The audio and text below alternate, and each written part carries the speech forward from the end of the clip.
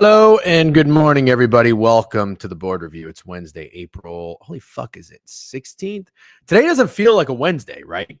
Doesn't it kind of feel like it should be? Maybe I can put this light back on. It's kind of dark.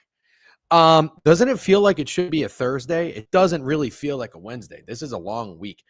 Mid-April, interesting time of year for sports. It's like you're slowing down, but you're also speeding up at the same time, because you've got the playoffs right around the corner for the NBA and the NHL. I am very excited, even though I'm not the biggest NBA guy. The play-in games are so fucking useless, but it was fun to watch what felt like some meaningful basketball last night for about 3.5 quarters until the Magic put them away. I even watched the beginning of the Grizzlies-Warriors game. That was fun. I had fun watching that. Then the Warriors kind of pulled away. I saw the Grizzlies came back and covered 121-116. So shout out to anybody who played the Grizzlies. I don't know. I think Steak did. I don't know if it was a full-on dog of the day. And what else can I tell you? Real quick? Bad night for me.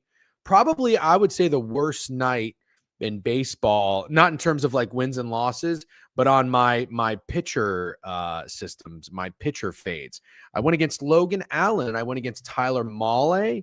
Prime bets 1, DGen 0. Yeah, they both threw fucking gems. So the Orioles can get fucked. That's nothing new. And the when I really think about it, the Angels, because it was a good spot for Kikuchi too to potentially bounce back after he played the Rays in a lot of grand slam in the first inning. The hindsight's always 2020, but the Angels plus a half probably would have been the better way to go. But I didn't mind just strictly fading Tyler Mahle on the first 5. Team total over. Never had a fucking chance. Logan Allen threw a no-hitter. Bad night in the MLB for me. Got a couple of overs. It was never Randy Arozarena. He was just too obvious. But good morning, everybody, and I hope you're ready for a big day, because we're having a big day. There's no stake on. But don't panic. This is by design. No stake on by design, because we don't want to be too repetitive. We want to be fresh, hot and tasty, if you will. What was that? What restaurant or fast food chain is whose slogan is that? Hot and tasty? No. It's somebody, but I can't think of it. That's like someone's slogan. Little Caesars, yes. Hot and ready. That's what it is. Little Caesars. You guys knew that way too fucking soon. Way too quick. I haven't had Little Caesars in a very long time. Hold on. Let me change this category here. Good morning again, everybody. It's early. It's 10:07 in the morning. I see we got the chat filling up and buzzing up. I love to see that. We are going to have BK on in a little bit here to talk some golf. I did have I'll stop saying so much. That's something I'm trying to get better at. I did have a great time on his podcast, show, live stream, whatever you want to call it. Tap in Birdie. If you haven't watched it, please go do so. It was we got some pretty good feedback on that. I love to hear it. Love to see it. I enjoy talking golf with BK, and I am very what's the word? I'm very thankful that he makes time every Wednesday to come on and talk some golf to our audience. So, and I know you guys appreciate it, which is awesome. Let's get it. What's up, Gambino? No fucking way Chewy comes in here and the first thing he says is ads. There's just no way.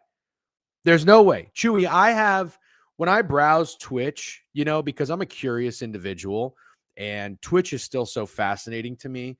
Like, I can't believe I'll go on the homepage of Twitch sometimes and there are just 17,000 people watching like some teenager fucking sleep. That's a real thing for old people out there like myself. Like, if you're not familiar with Twitch, people sleep and they stream it and people watch it. It's so weird. But I pop into Chewy's stream every now and then, not anymore because he doesn't really go on when I'm available. You get hit with 17 ads as soon as you open Chewy's stream. If you weren't familiar, let's catch up to the comments, and then BK will be in here in a few minutes. I don't love this. Look, I'm not betting Sepp. I won't have FOMO if he wins. I've hit Sepp enough. I love Sepp. I'm a Sepp guy. And people seem to be upset with me. I've seen a few comments and a few tweets that I'm not on board the Sepp train. this week. I just get nervous every time it's a little too obvious when it's Sep week. He can't handle that kind of pressure. Somebody did say, listen, the week that you bet and won him, my only outright this year, he was 35-1. And he was popular that week. I don't really recall that, but also that's fine. I'm just not really feeling Sep too much this week, but I'm not telling you it's a bad play. Like JT Poston is so popular. He's so popular. I would rather go Sep than JT personally, but we'll talk about that in a little bit. Let me see one thing real quick. Okay. Today is Bulls Day or Thin Ice. Dude, I kind of like the Bulls. I really do. Good tunes to get the morning started. Thank you, Jay Miggy. Miami Heat money line might retire families. I actually like the Bulls. I like the Bulls tonight. I was thinking about that this morning at the gym, like Fergie up in the gym, just working on my fitness. It's Fergalicious. What did I do today? Today was 20 minutes of cardio, about 10 minutes of stretching, and then I did some lat pulls, some back. I don't really work out my back enough. Some back, some shoulders, some curls, and then sauna for 10 minutes. Always had a nice little yogurt with blueberries and some seeds and a little honey for breakfast. Yeah. I'm the heaviest I've been in a long time, by the way. I'm straight up fat. There's no other way to sugarcoat it. I'm fat and not pretty hot and tempting. Capital F. I gotta tone it down. Okay. So I think the last 2 nights I've eaten ground beef, seasoned ground beef, not like fucking Beef's wife ground beef. I don't really know if Beef's married or not, but anyways, not beef ground beef. Like seasoned, like Spanish style, little tomato, little onion, and with some quinoa and eggs. Every time you go on TikTok and you see like a fitness person eating something, they put eggs with like every meal. I've never really done that. I'm a big egg guy in the morning, but I've like never eaten fucking eggs over ground beef and shit like that. You know what I mean? But I'm kind of into it. So anyways, this music, that's just a stupid comment. Let's flip a coin for the Stars Av series, bro. I commented this on John Sherman, somebody that posted the odds. I can't remember his name. I'm shocked the Avs are minus 130, but I guess I shouldn't be. I was catching up a little bit in the lab with spitting chicklets, and apparently the Stars have been playing really poorly down the stretch. I don't really know that I put too much stock in that. Frankly, I'm okay. Remember, I've said this. I'm okay with teams kind of hitting a little bit of a lull before the postseason. Day baseball. Let's have a day. Yes, sir, Tim. Great job to Tim. Tim, you said yesterday, and I didn't listen to you. I heard you, but I didn't listen. You said we go back to Matt Olson. Fucking guy hits a dinger. Congrats on the Magic. Yeah, Cole Anthony put the city of Orlando on his back, dude. Congrats to the Magic. Good luck with Boston. Did you want them to tank for the draft pick? No. I mean, like, I wasn't, I knew the season was over with the injuries, Paolo and Franz missing so many games. But I think it's fun. I think it's fun. We'll talk about NBA a little bit later tonight. Don't forget happy hour, Pickett happy hour. Bang. We usually are on Thursdays. We're switching it up this week because we're tired of shit slates. Hold on. Tappin' Birdie was great. Thank you, JP. Appreciate that. We got BK in his car. I'm going to bring him up here in a second. Most tips Sept. Oh, no. Wendy C and Akshay are the value plays this week. I actually like Akshay if I had to pick two. The contrarian mate. What's up? Poston is dead. Yep. Lonzo Ball night. Oh, God. We'll talk about that in a little bit. It's system day, DGen. All right. We have a lot of comments. I'm just going to have to speed through these. I know we were going to talk RBC, but what's state of union on Pot Geeter? We'll talk about that. Eggs over beef fucks. I do like that. Red Tube Gang, good morning. What's up, Snacks? How are you? Good morning, Deej. Good to see you. Akshay is the winner. All right. Without further ado, let's bring him up. BK. What's up? I feel like you've been wearing that sweater a little too often, by the way. Yeah, I have like 3 I rotate. I mean, I'm not going to not wear a sweatshirt to work because I wore it to play golf with you on Saturday. Like, you got me. Like, I don't. Wait, so Sunday, Monday, Tuesday. Yeah, that's actually okay. You waited 3 days. That's fine. Yeah, I'm good to go back to the same shirt twice a week if it's been 3 days apart. Question for you. Yeah. Is your card finalized? Card is done. Early card is done. I like that. Yeah, because I like last night. I'm trying to like not procrastinate a lot, and I'm finishing the card before I go into work tomorrow. Okay. So card is done. Okay. Well, first and foremost, great time on Tap In Birdie. It sounds like a few people in here did watch. DMs were flooded. DMs were flooded. Great pod with DJ, and you guys kill me. You guys make me laugh. Brian is a bit more handsome than DGen. Like just normal comments like that. Like Brian probably pulls more bitches than DGen. Oh, sorry. Pulls more women than DGen. But yeah, a lot of good comments about the pod. Dude, you know what's so funny? I literally just went live on TikTok and then you said pulls more bitches. So I probably got my third strike. Yeah. Good job. I'm gonna close that for now because you never know what'll come off the cuff. Yeah, no, that's great. I'm happy to hear that. I had a very good time, and recapping the Masters was a lot of fun. It was a great tournament to talk about. So RBC, the Royal Bank Not the of Canadian Open. Okay, but you understand how that's confusing, right? Not really, but sure. Isn't For it the someone like you, maybe. isn't it the Royal Bank of Canada? I guess. I don't But know. isn't that weird that they sponsor 2 golf tournaments? I mean, they're like the only one that does too, yeah. But I don't know. They're two completely different events. But for you, who has no idea what every event is week in and week out, it's a little confusing. Yeah. So I am listen, I've got my guys. I haven't punched anyone in. I was waiting on one flip-flop that I want to ask you about. But let's do the deal. Can you give the chat, which is filling up here and is buzzing. We've got 32 on YouTube, 200 on Twitch, 75 on or I'm sorry, 75 on Twitch and 200 on Twitter. I think everybody wants to know what should we be prepared for with this course? Yeah, I think it's overseeded. It's No, I mean overseeded. this is a short positional course. This is a Sony Open, Wyndham Championship, Travelers, Players. Like this is not a course where you're gonna bomb it off the tee and you're gonna have a massive advantage like it was last week at the Masters. This is get it in play off the tee, not a lot of drivers, a lot of layup clubs, and then just be absolutely dialed with your mid irons and get a hot putter on Bermuda greens. Winner, I'm gonna predict 16 to 17 under, so not crazy scoring, but like Interesting. it's not going to be difficult conditions. But yeah, like guys that play well at the Players, your Russ Henley types, your Corey Mhm. Connors type, your Webb Simpson types, like that's what's going on this week at Heritage. So, yeah, somebody said everybody's going to be hitting from the same spot in the fairways. So you want an iron player, which would make total sense as to why I'm seeing a lot of people going back to Colin Morikawa this week. Yeah, I don't think a lot of people are on Colin this week. I mean, he's 11-1, which is kind of a joke. But Have you seen the most tip chart? yeah, dude, I subscribe to the Patreon for the golf tips checker, and he does a live spreadsheet all week, and I literally like track it all week. So I'm not like waiting for the tips chart to come out. I like know who's most tipped like on Monday morning.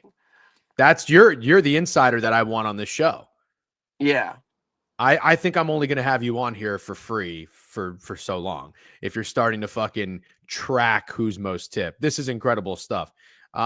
Okay. You know what I just realized, by the way, Golf Tips Tracker, that account does follow me, but I don't post my card till like Wednesday night, which is very stupid. So I don't make the tip chart. Wow. So when they do the recaps of, I mean, not that you ever have anyone in the mix, but like when he does the recaps, you're not on it because he doesn't track your stuff.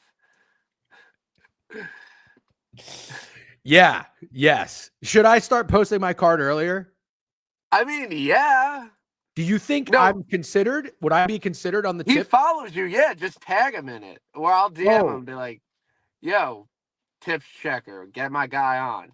no, I don't care. I'm okay No, if the I'm worst, it absolutely drives me insane when people, one, like tag golf chips checker in their card, or when he does the recaps and someone says, I have XYZ, you forgot to add it. Like, dude, this guy's tracking everyone's tips for free. Like, F off. If you're mad that they didn't track your Thomas Dietrich pick in 7th place. that actually makes me angry. People are tagging this account to make sure their card gets tipped, and if Yes, someone is and then missing, also they comment when he does the recaps and says, I have XYZ golfer. that I hope if any of those people that are doing that are watching this stream, please Yeah. stop. That is Yeah. a pretty loserish move. But anyways, nothing personal. So looking at the top of the leaderboard, Scotty's plus 360. Colin Morikawa is 11-1. Ludwig's 12-1. Xander's 12-1. Who None of these guys are on your card. I have seen your card. I like your card. I just want to make sure it was final before we moved on. Yeah, it's fine. Who at the top here, though, if you had to go single bullet, or if you had to pick a horse, who would you go with? Like, I'm pretty scared of Scotty this week. Like, I think Scotty could definitely win. Really? He had no chance to win last week, but he's live here. I still think the iron plays off a little bit, but he could definitely turn it around and win this. So I really like Ludwig, but I'm not terrified of him this week, and especially if you're telling me that bombing it off the tee is not a huge advantage. Would that be an accurate assessment of Yeah, I mean, he's done well on shorter courses, but I'm more out just given his week at the Masters last week, and his game hasn't been great this year. He already won a signature event. Like, I'm not too worried about Lud. Okay. So the next group of losers is actually where I told you my winner is, and you're fading this guy. I saw your Sports Illustrated truly card. Like one of a great TIB moment of me just like it's happened before. I'm like literally my worst play on the slate, and you're like, I'm on this guy. Yeah.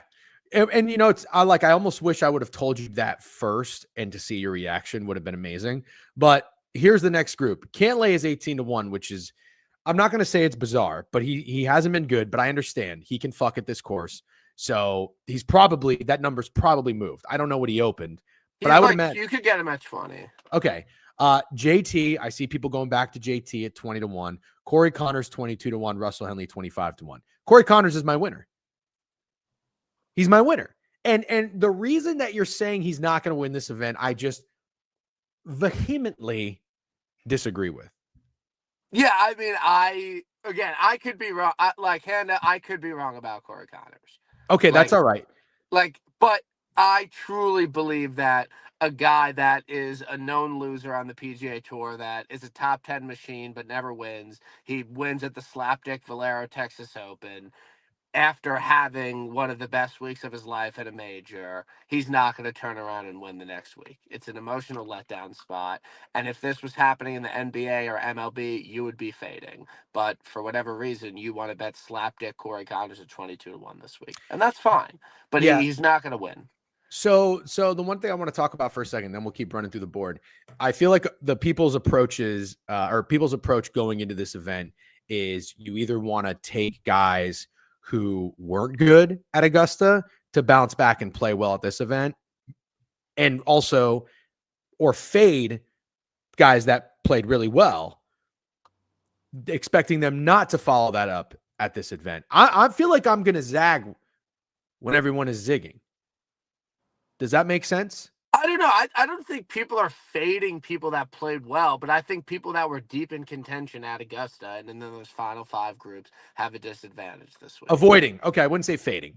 Avoiding. They're avoiding players like that.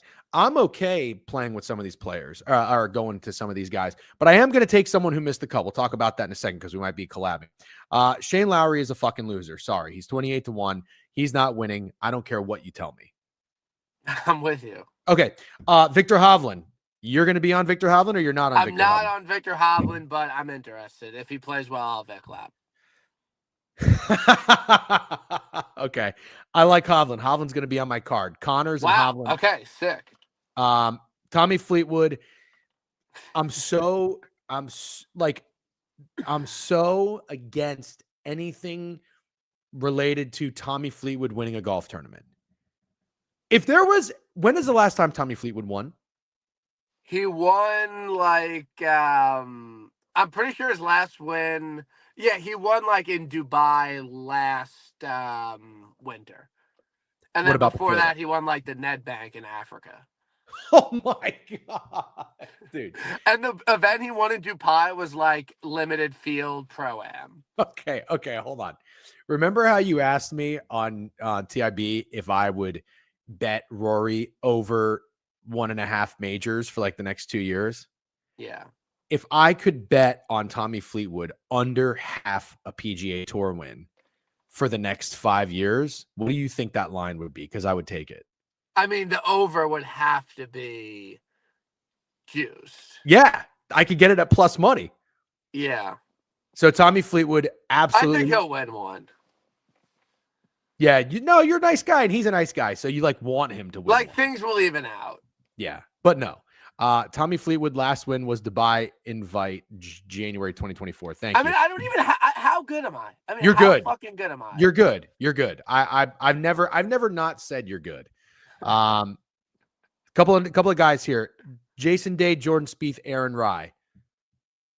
Yeah, Rye is Data Golf's #1 value play for the week. Ooh. They made him like 45-1, and he was like 75-1, and then all the books changed their odds like crazy. So the fact that you were like Data Golf stupid, I don't think you said that, but you're No, I like, didn't I'm say not. that. No, I didn't say you said that. Oh, okay.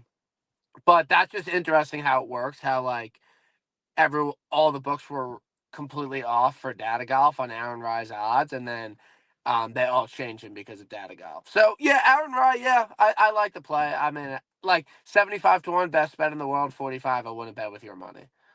Okay, understood, and that's very fair. I just shared BK's Twitter because someone asked for it, by the way, so that's where you can follow him. I mean, these people are made up, but it's fine. J Day is winning the PGA Championship. I like J Day. Yeah, he can win the PGA. No beef there. Yeah, I'm not going to take him here though. Okay, everybody is. Oh wait, I got to get your thoughts on Jordan Spieth. Like not winning, Can win, no beef. can win, No beef. Okay. Everybody likes Sepp Straka this week. Yeah, he's much too. You know I'm captain of the Sepp Straka train. I even had people tell me after your show, DM'd me, commented on my tweets. How can you call yourself a Sepp Straka guy and not be on the train? This is Sepp Straka week. I always get nervous when a guy like a Sepp Straka is too popular. He was very popular at Amex. He just was. When I hit him? Yes. But he wasn't this popular. There was something weird that happened that week that he like wasn't on the chart, but he was like insanely popular. Maybe got some late steam. Okay. But sure, I understand. And honestly, Sepp Straka is probably due for a dud here. He played in the final group last year. That's just an immediate cross-off for me. I like how BK never finishes a word at the end. I don't know what that means. You finish. Yeah, I don't know what that means either. Yeah, I don't know what that means. Shout out Amex. Yeah. You know why there was late steam? Maybe because people watched the board review on Wednesday with DGen and BK. They were like, oh shit. Okay. Here's where it gets kind of interesting. Because this is where your card starts to come into play and mine. But real quick, Bobby McIntyre is not going to win this event, is he? Because he was very popular at the Masters. He could. Nice flop leg. Damn. You got a lot of guys on your could list. Nice flop leg scenario. Burned everyone last week and come out and win this week. Okay, you know what? I'll say this. You're starting to make me realize something. There's probably no bad bet at this tournament. Corey Connors is. Dude, Corey Connors 22-1 is. I'm fucking clipping the shit out of that when Corey Connors wins this event by 7 strokes, leaving Scotty in the dust. Anyways, here's where it gets interesting. Sung Jae, 45-1. You hate him. I've lost Sung Jae. You know, I used to be in the Sung Jae army, and they kicked me out. And I think they kicked me out because I started hanging out with you. Yeah. They don't like DK, which is funny. I'm on Sung Jae, 45-1. Love it, hate it? Hate it. Okay, good. You're on Burger 50-1, aren't you? Yeah, I bet him Sunday night. Love Burger. Burger's your winner of this event. He's been playing some really, really consistent golf all year. Fucks on these short positional courses. Elite iron player. Good Bermuda putter. Burger's your winner. Okay. Burger will go on my if he wins, I won't have FOMO list. Wyndham Clark, 55. I've seen his name talked about a few times. No beef. You don't have a lot of beef with many picks, and I kind of respect that. Okay, I'm out on Minwoo Lee this week. Like Minwoo, but I'm out on him. Denny McCarthy, no thanks. Keegan. On. You're on. He's my winner this week. You've said that about everyone, and that's okay. But wait, real quick. Here's my thing, and I need you to be my golf advisor, which you sort of are, but you also like, I only take what you say with a grain of salt because I don't want to just keep do everything you tell me to do. I do want a guy that missed the cut at the Masters. I do want a guy that played poorly at the Masters. And that's Keegan. Or is it Russell Henley? You can't bet Connors and Russ. No, I know. So it's got to be Russ could fuck. If he lost API, I'm probably betting him. Because I was gonna maybe try to convince myself to be a Henley guy because I do want someone to miss the cut, but I think I'd rather go Keegan, and you're on Keegan. Yeah. Look, Ross Henley's probably not going to win 2 SIG events in a short time. Okay, I like that. That's why I like hearing you talk about golf. All right, the next 3 guys, I feel like you're on all of them. Mav McNeely, JJ Spawn, 65. On and on. Wow. Spawn might have peaked at the Players, willing to admit that, but this is a great course for him. I mean, Players is a good comp to here. Elite iron player. He made the cut last week, hit his irons decently well. JJ Spawn is your winner of this event. I love it. Mav McNeely. He's won on RSM, another coastal Bermuda short course, number 10 in the world. He fucked last week. Mav McNeely is your winner of this event. Okay. Here's a guy that I actually will have a little bit of FOMO on because I'm starting to come around to him, but I don't think I'm going to bet him because it just doesn't. It's too many people for my card. Akshay Bhatia, are you on? Akshay's your winner of this event. I'm on Akshay. Elite iron player has been putting really well this year. He could fuck here. 65-1, I think is a good number. He fucked at the Players, like kind of off and on since, but I like Akshay. He's your winner. Okay. I'm gonna stay off Justin Rose. I like Justin Rose. I talk about emotional letdown. Like this is the emotional letdown for Jay Rose. But Jay Rose playing great golf. What are you laughing about? Someone said saying everyone's the winner of this event is lame. Oh, don't listen to Snacks. Snacks a longtime follower, nice guy, but he's very critical. He's on my ass all the time too. Poston, as much as I like Tom and Marty, I mean, I really like Tom and Marty. Poston's way too popular. I mean, he's like 4th, 5th most tipped. Oh, he's not winning this event. Okay. You've been wrong before. I did this with Davey T, didn't I? Yeah. Yeah. This is probably Davey T deja vu. If Tom and Marty is watching. Yeah, I'm on Poston. You are? Poston, I've been on 2 out of his 3 PGA Tour wins. Like, there's not many people that I've hit outright twice. And he's on the list. Funny part is Snacks would destroy BK in a boxing match. The clip of Monday of BK correctly predicting the winner is going viral. No, Snacks said he would do exceptionally better than me against Beeve in basketball, which is hilarious. And so I think someone is saying he would beat you in a boxing match. Yes, you sub a ton, Snacks. That does not remove you from criticism. It doesn't remove anybody from criticism, but thank you. Posty, first round leader and outright. No. He was first round leader here last year. I had him. That's actually, that's a good Vic lap. Pendra, 70-1 out. Yeah. But yeah, bad course for him. He could be a miscut guy. Nobody's talking about this week, bud. What? There's no cut this week. No, he missed the cut at the Masters. Talking about a miscut guy. You know Ball? Yeah, I know Ball. Ben on, no, out. Michael Kim, he's your winner. Fuck yeah. You don't like him, and that's fine. No, I don't think he's gonna win, but I think it's a good bet. All right, couple of long shots, then we'll wrap it up, BK. Thank you for your time, as always. Between Davis Thompson and Bud Cauley, who do you like? Bud Cauley. That's the right answer, by the way. Sahith Theegala, bad form, I'm out. I'm glad you feel that way. You're not on Sahith, are you? No. Okay, good. Harmon. He won 2 recently. Okay. Sam Burns, I think he forgot how to golf. He was nuked on Bookmaker, though. Really? He gets nuked on Bookmaker every week. We always joke because he's been so bad. He's been terrible, like absolutely nothing pointing to him, and he gets annihilated on Bookmaker every week. Okay. We're gonna wrap it up here around the 100-1 because I have one more How guy. about Tom Hoagie? Yeah, Tom Hoagie. I'm seeing 100-1 on FanDuel. That's not bad. Hoagie's been playing good golf. We talked about this at the Masters. Yeah. Somebody had him. Matt Fitzpatrick, 80, being slept on. He sucks at golf. Our guy, your new favorite follow, Lucas Glover, is on Beeve's card. You like Glover? Beeve's card is so bad. Like legitimately, like I don't even know how he landed on the guys he bet. It's so bad. Like I just said great card because it like fits unit wise, but the guys he bet like just awful. Pull it up. Can you pull it up? Yeah. Hold on. It's like Minwoo Lee, JT, Glover. It's so weird.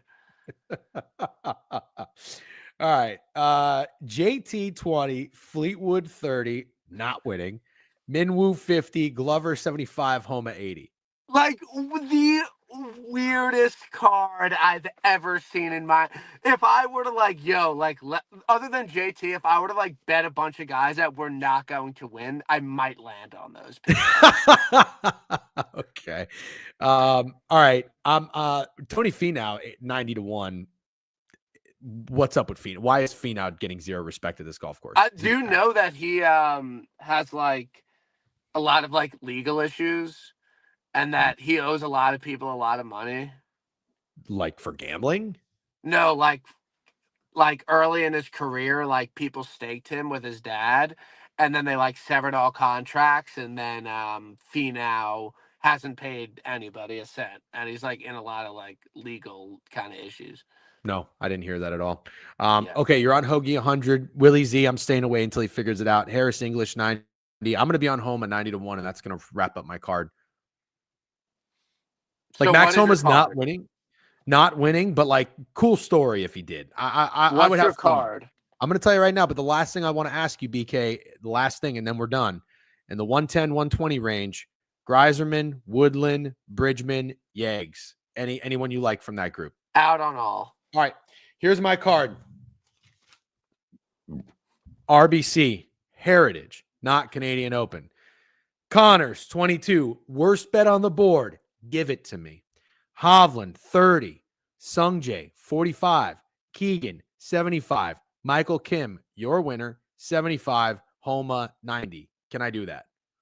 You can do that. This is my favorite card of the year. This is my favorite card of the year. Yeah, that checks out. That checks out from a math standpoint. I'm betting 8 guys, and I'm definitely going to get roasted on it for Twitter, but I'm literally I'm spending less money on than on a normal week. This is what's going to happen. I'm telling you right now. I want this on tape. I want this recorded. I want everybody to remember this. Given that this is my favorite card, I'm telling you what's going to happen. Colin Morikawa and Patrick Cantlay, the two fucking losers that I've been betting all year, are going to be first and second. So you should play that in a dual forecast. So I haven't hit an outright this year. I'm having a terrible year. I just got hit with my tax return. That was a kick in the dick, $1,200. I'm joking. I'm totally fine on money, but I'm obviously down a lot of money gambling this year. Sure. I'm hitting a fucking outright this week. The mojo. I haven't said this once this year. I'm winning this week. I'm changing the tide. I'm hitting an outright this week. My luck is changing this week at the Heritage. I just want that out in the world. I'm not doing this silly moping around. The guy picks going to finish. I'm winning this week. I love it. I love the conviction. Are you fired up? I need to change the mojo. Are you fired up because someone said that Beef hit an outright before BK? Beef did not hit a fucking. That does not count. That does not count. He bet. I could have fucking done that last week. He bet Rory and 600 guys. He probably returned 2x his money. Beef did not hit a fucking outright. He has no fucking clue what he's talking about. So don't ever fucking say that shit. That's dead ass.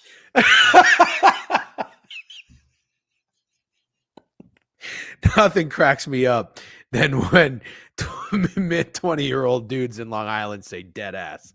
That is as New York as it gets. I ain't even finna cat, bro. I ain't even finna cat. Will you stop finger fucking your phone while we're trying to talk golf? I'm trying to read the comments, dick face. All right. Listen, that was a great performance. Well done. Next, I'm not coming out next week. It's a shit event. So what is it? It's the team event. Oh, it's Zurich. Yeah. Wow. Good call. Yeah. I like the Zurich. I need a break. I need a break. How about before you go into the bye week, you get a winner and we can collab on fuck. Wait, how are the Hurricanes minus 340 against the Devils? Dude, well, we're going to talk about NHL after with Jovan, but I've been trying to catch up on the lab because I've been tapped out because the Rangers are so pathetic and I'm not good at gambling on the NHL league. But yeah, I know. I think it has a lot to do with the Devils without Jack Hughes are simply not. Yeah, I didn't know he was out. Yeah, he's been out for a while. I do remember I was following, still tapped into hockey. He got hurt in Vegas, I believe. But in all seriousness, the Devils aren't that good. The Carolina Hurricanes are still. I know, like I know the Canes They're are a pretty good. problem. Wait, what is the closest odds series? Like, what are the series that like are actually have good matchups? Yeah, it's a good question. I'll pull it up right now. Well, I'd have to imagine the Kings and the Oilers is going to be close. Yeah, I don't know West hockey though. Yeah, okay, that's fine. I'll keep it in the East. Hold on. Do we have is the Capital Series stat? Oh, you got the Leafs minus 167 against the Senators. That's short. The Leafs are not losing to the Ottawa Senators. The Panthers and the Lightning is going to be a fucking electric series. It kind of sucks that the Avs Stars are playing each other and the Panthers Lightning are playing each other so soon. Those are like the 4 best teams in hockey. Yeah, the playoff system sucks. Fruity has 2 cars worth of money on the Avs. He's such an Avs glazer. Oh no, he's a Stars hater. I don't know. I mean, I do like the Avs. I'm seeing the Hurricanes, by the way, BK are minus 285. Okay. I think that the bet for me in this game would be under 5.5 games at plus 120. You really think they're gonna win in 4? No, 5. I think the Carolina Hurricanes will win in 5. No. You don't think so? It sounds like you like the Devils. Isles would nuke the Carolina. You're Hurricanes so, this year. dude. Aren't you so happy that the Islanders are like done? I saw Matt Martin by the way last game in Long Island last night. Did you see that? The Capitals stayed and shook his hand and everything. Yeah, no, I'm not upset about the Islanders. It's fine. I like the playoff game. Like I got free tickets, flexed. Yeah, you're a celebrity around those parts. I'm very bummed, by the way, that I didn't go to a game at UBS. Yeah, we should. Next year we'll go. Next year we'll go. All right, BK, hang around. Listen to golf. Thank you. Or listen to NHL. Thank you. Bye. Good luck this week. See you, BK. All right, everybody. Just got here. What did I miss? You missed golf talk. Yeah, the Golden Knights are a fucking problem. Matt Martin, poverty, Pat Maroon. That's not a bad take. Actually, that's a pretty good take. I've never, it's like, how do I say this? The guys on the Islanders, I've never thought are that good, but they're just scrappy. I think I got a lot of shit when I said the Islanders are scrappy last year. People in like the weeds on analytics are like, what are you talking about? They're scrappy. They're like 7th in fucking, what's that stupid thing? Corsi, whatever it is. Like Brock Nelson, Matt Martin, these guys aren't like that good. They're scrappy. Oh, C-Mock, no eggs today. No eggs today. There's a legit, obviously you probably know this if you don't live under a fucking rock, massive egg shortage. But like I've gone to the grocery store twice in the last few weeks and I go to get eggs and there's nothing there. Legitimately nothing there. There's like blue hen eggs, which are crazy. And last time I went, there was like a security guard at the egg cooler making sure everybody only took one. Isn't that crazy? I mean, Costco has no eggs. Yeah, it's really unfortunate. They tell you it's an egg shortage that they were like pulling them. But it could be they're running out like Saratoga water, but because all these fucking influencers on TikTok are eating every meal with eggs. Hot take. You have to move out of New York, man. I don't know where to go.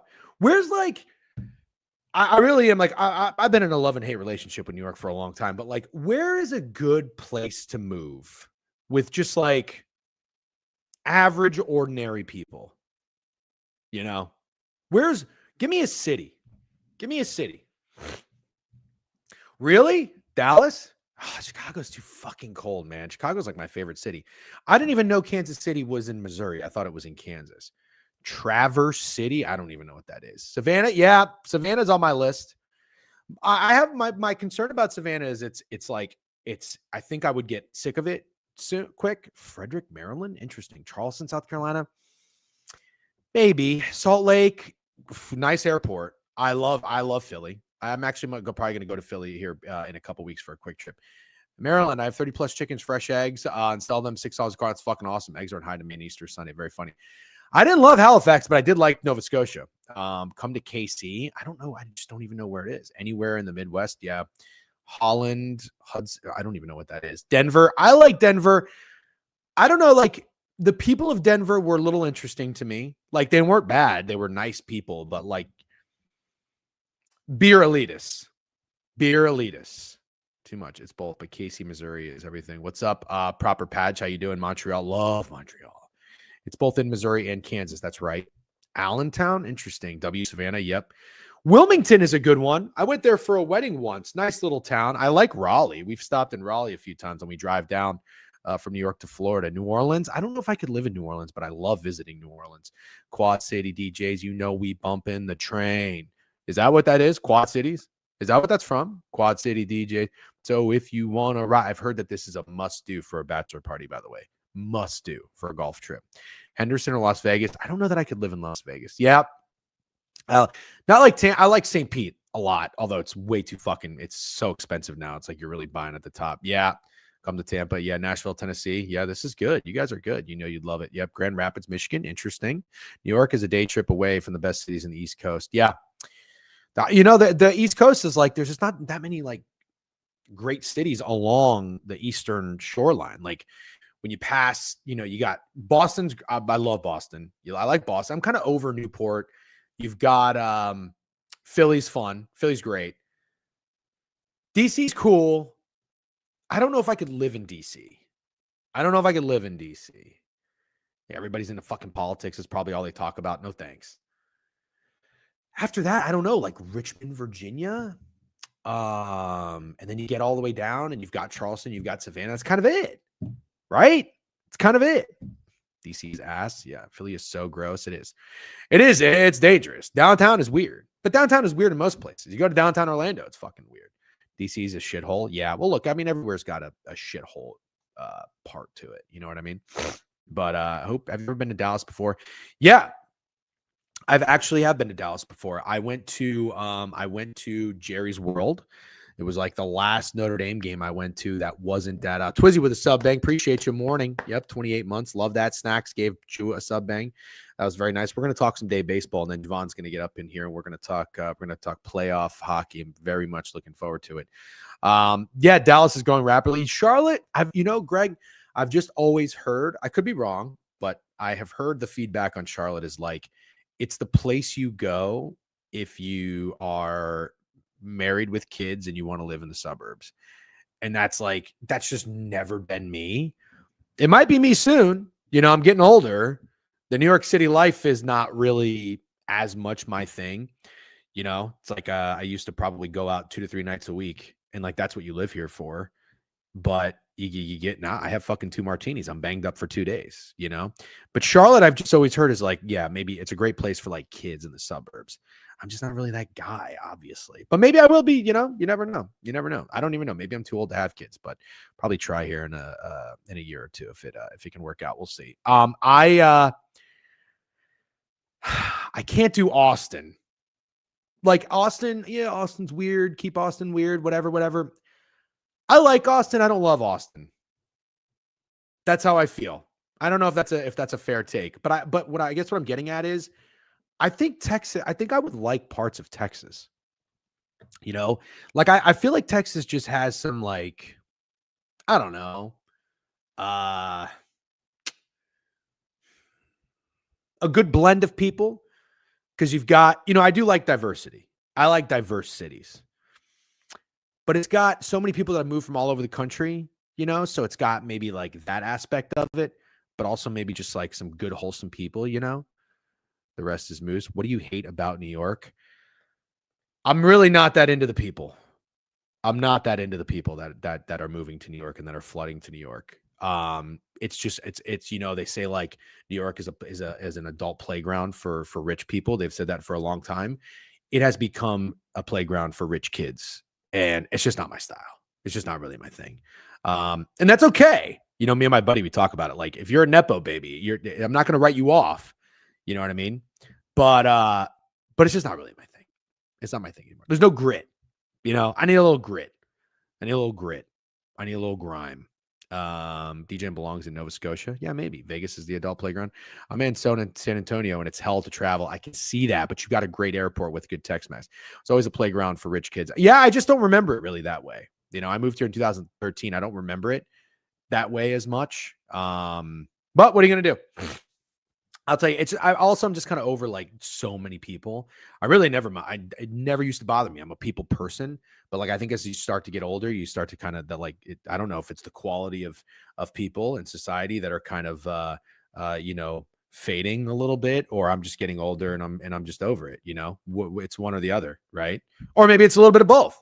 I don't know. Anyways, yeah, I would like Nashville. No, I've never been to Hawaii. Seems like a good time, but it's so far for the East Coast. You know what I mean? If I was on the West Coast, sure. People who love New York or hate it. I like both. I'm both. You go out in New York and you have yourself a good night. You have a fucking good dinner. It's a good vibe. You get a nice buzz. You're like you're like full but not too full. You rip a couple cigarettes. You walk around. You're gonna love it. You're gonna love it. It's like, oh, this is what you fell in love with. There's no place like it. Blah blah blah blah blah blah blah. But I don't know. Just not totally my thing anymore. All right. Fake country. It's corny. Yeah, it just kind of seems like too much. Also, New York, like great place to live if you're single.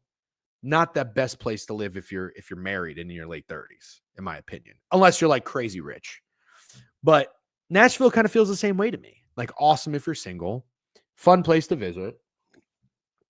Anyways, let's get back to the board. You guys liked City Talk, so that's why we were on it for a little bit. But now it's time to talk about.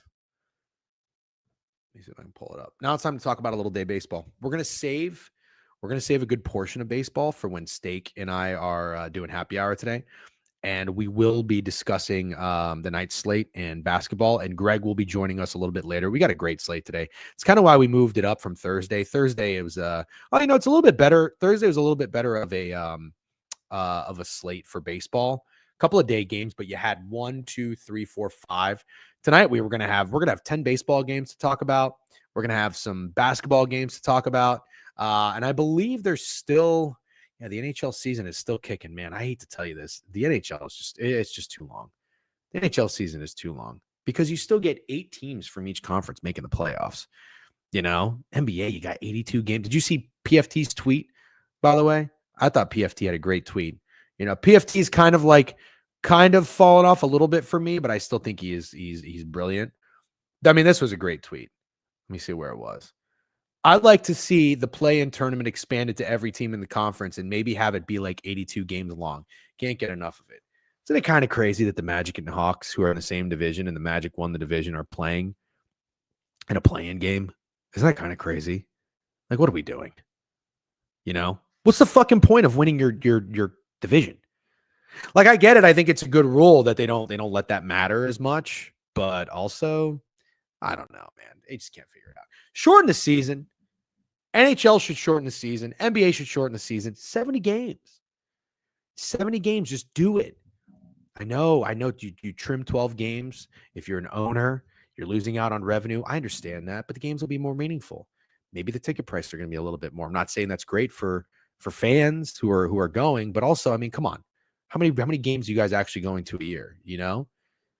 I think everybody would be okay with a shorter season in both the NHL and the NBA. You know what it kind of reminds me of? This is the way I look at it. Being in the hospitality industry in Orlando, when a lot of people would open a new venue in Orlando, whether it's a restaurant or a bar or a club, whatever, they would try to make it as big as possible because you want to fit as many people as possible.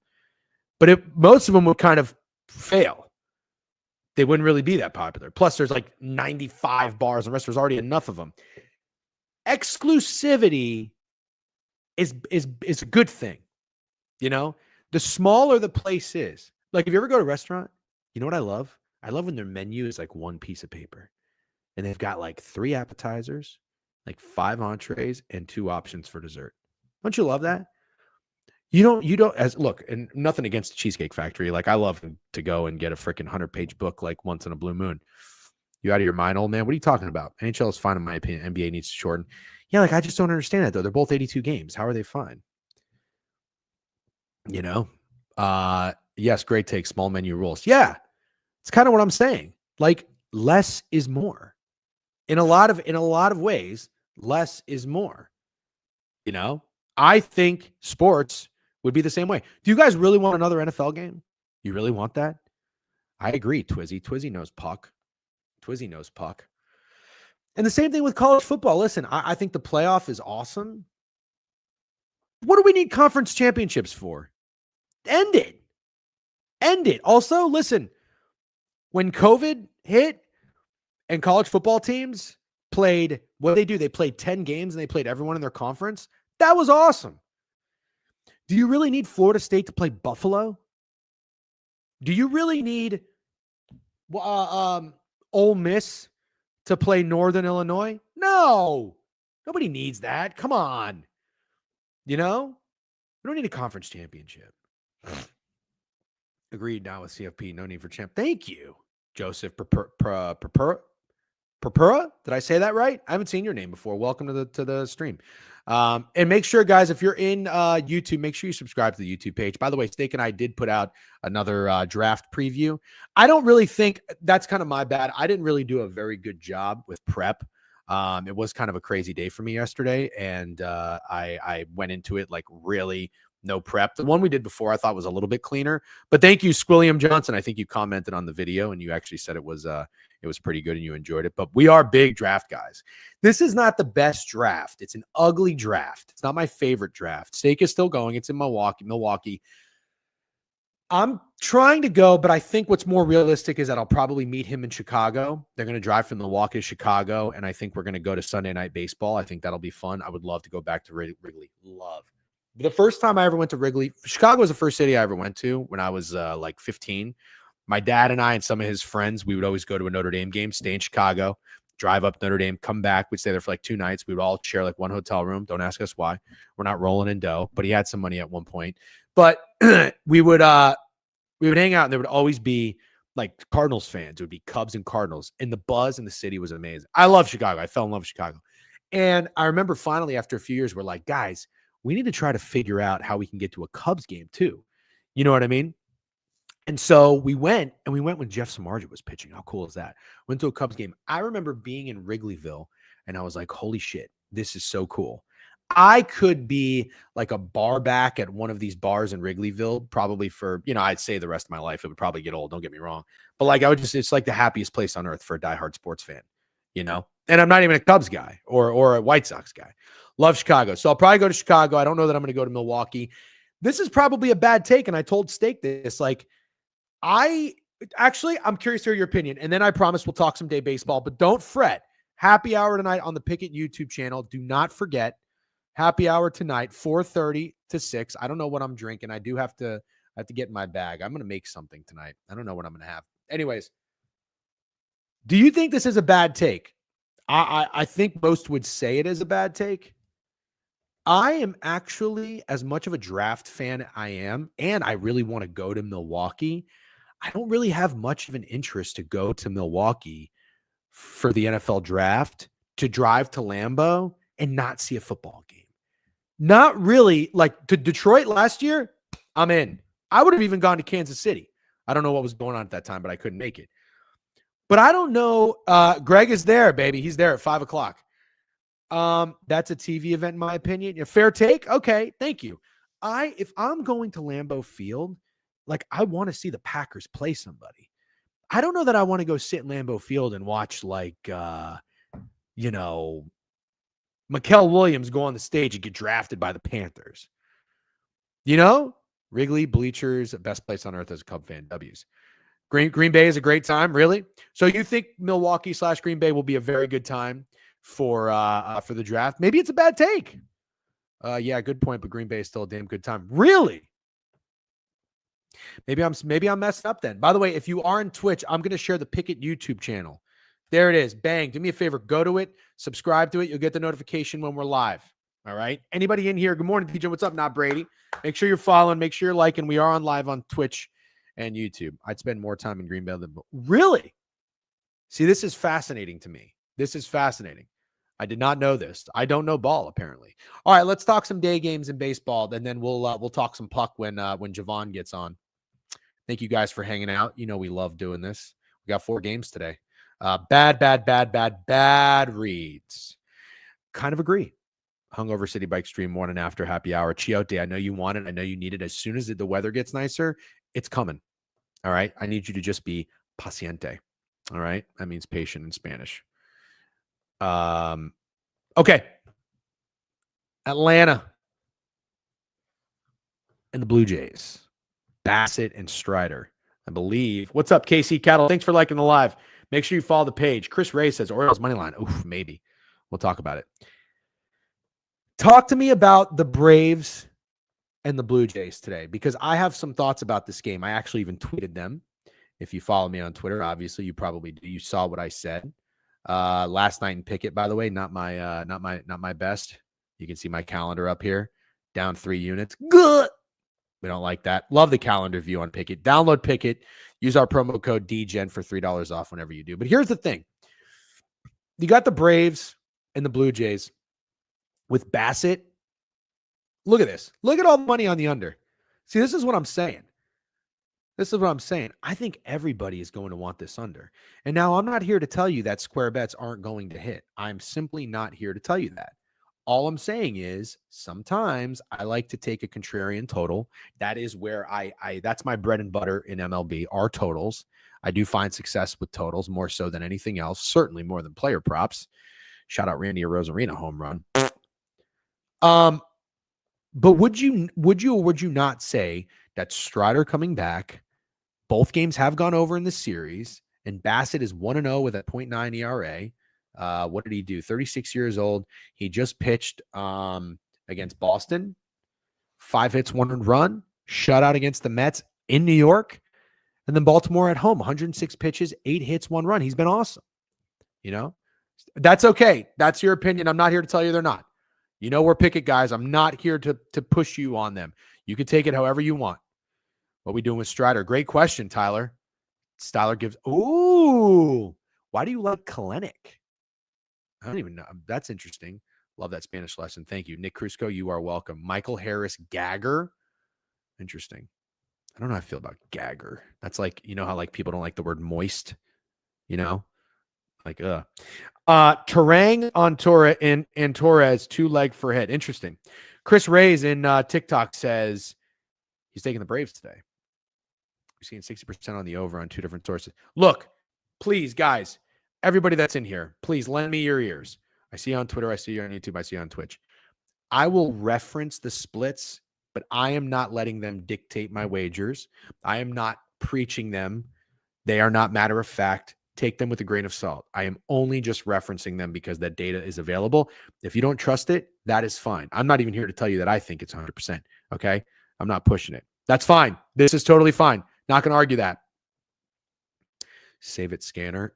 It's the under. Please don't overthink it. That would be an overthink it play if I did bet the over. Yes. Yeah, that type of screwed you there. That would be an overthink it. So I'm just saying, I'll leave it at this and we'll move on. This over, I don't think you're going to find many people on. It would be a contrarian over. In terms of a side, I don't know. I don't know. I'm not anti Blue Jays. Like, I like the way the Blue Jays are playing. They're 10-8. They're scrappy. That was a nice win they had yesterday. Oh, and on that note, I'm going on Owner's Box after this. I don't know if they've tweeted anything yet. I hope they do. If any of you guys are listening in Owner's Box, please tweet that I'm coming on because I would love to hype it up. They did. I'm going on Owner's Box. We'll raid them after this. I'm fucking ripping into Johnny Giuntana. Johnny, if you're listening, I'm coming for you. Because he had some choice words for the Rays and my Rays fan friend, Drew. Choice words. You know, I love Johnny and those guys at Owner's Box and Gate 14. I'm coming for him. Okay. But yeah, so there's me saying nice things about the Blue Jays. And I'm not going to fade them today. I don't know what I'm doing, but I lean over. Let's talk. Who the hell is this pitcher for Detroit? Keter Montero? I don't like that. Righty. We got Jose Quintana. Keter Montero? 24 years old? He's a baller? Ooh, talk to me. What's up, Cooper? Thanks for the follow. Yo, you like Strider today? I mean, listen, how can you not like Strider? I don't know that I want to fade the Blue Jays. Do I need to say that, or is that just something that is known? Do I really need to tell you that I don't know ball? Or do you just know from watching me over the years that I am not a ball knower? I think you know that. Oh, for the newbies. Got it. Okay, fair enough. Newbies, not a ball knower. Holy, who is this guy? This guy's been grinding since 2019. He did come up to the majors for Detroit before. I'm not seeing. Okay. Ooh, recalled ahead of spot. Recalled from Montero from AAA on Wednesday. Okay. Against Jose Quintana. Dazzles in Milwaukee debut. Ooh. At Arizona, Jose Quintana, 7 innings pitched, 4 hits, 0 earned runs. I have a fun bet. How about Keter Montero does pitch pretty well because people are unfamiliar, or the Brewers, well, I guess people are unfamiliar. The whole lineup hasn't seen him before. I got a fun one here. How about the Brewers won yesterday 5-0. How about the Tigers score first? Montero's pitching to stretch the rotation out and give everyone a day off. Has some nice stuff with the Tigers last year. Rotation is stacked. Got it. Okay, thank you, Special K. Ball knower.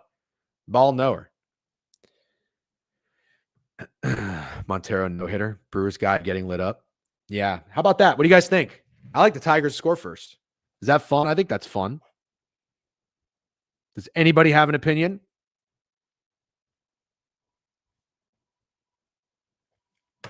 Anybody have an opinion? Detroit first 5 team total under. Masterclass last outing. Yeah. Now listen, I was way off. The pitcher system not 100%. There nothing is. It's been treating us pretty well this season, but I was way off yesterday. Quintana is dust. Yeah. Yep. Ooh, is that what it is, Matt? Minus 140? TT over, not under. Got you. Yurfie then? I like both. I'm gonna lay it. Did anybody see me lay? Listen, I was a shit better last night. Did anybody see my Justin Verlander under 5.5 Ks though? After he just had like 10, that was juicy. I think that was like minus 160. I put 0.75 units on it. I've been a half unit better guy trying to get out of this slump and get right. That was free, as the kids say. I'm gonna lay it. I fear no juice. Okay. Take me back to the board. So let's see. That's Detroit. I like Detroit to probably maybe win that game. If I had to pick something there, I would say, yeah, give me that. So nothing in Atlanta, Toronto. I like Detroit to score for first. Give me Keter Montero. Torres is 4 for 7 against Quintana, and he has a hit in the last 6 games. Love that, Travis. Thank you. We got TikTok contributing over here. Make sure you follow the page if you're in TikTok. Like the stream while you're at it. We talk sports every day on the board review, 10 a.m. Come join us. Tigers first 5 plus a half is minus 125. That's giving me PTSD for not taking the Angels. Minus 145 yesterday plus a half. Oh, well, what are you going to do? Let's talk Twins and Mets. Had a pretty good read yesterday in this game. Had the Mets first 5 in game 1 of this series. That tied, that pushed, 1-1. Damn it, bottom of the 5th. Clay Holmes gave up 1. What are you going to do? Yesterday, I went to the over. It got there. Close, but got there. David Festa on the bump against Brazaban?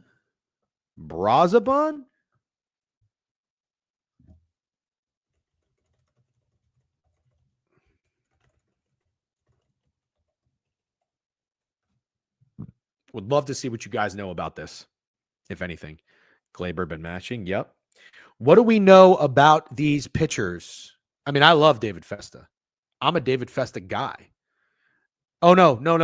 I'm sorry. RotoWire has a different guy here. Justin Hagenman? The Mets will recall Hagenman from AAA Syracuse on Wednesday. Okay. This is probably a guy, unlike Keter Montero, this is not a guy I'm going to back. The Twins got a much-needed win yesterday. They are now 6-12 on the year. Going for the grudge match, it looks like, unless this is a 4-game series. Festa, 25 years old. I like this kid. Came out in his first start against Detroit. We know Detroit's a scrappy-ass team. 4 2/3, 64 pitches, 3 hits, 0 earned runs. Fiesta. Over 9 last night. Absolutely insane sweat to push. Wow, Tristan, nice job. Opener for the Mets, I think. Got you. Yeah. Anybody got a thought? TikTok, anybody got a thought? If not, we're going to go to the final game. Then I'm going to go take a piss break, and Jovan will come up here. Swirling winds. Ooh, swirling winds, you say. Let's go to RotoWire. RotoWire says 11 mile an hour, right to left.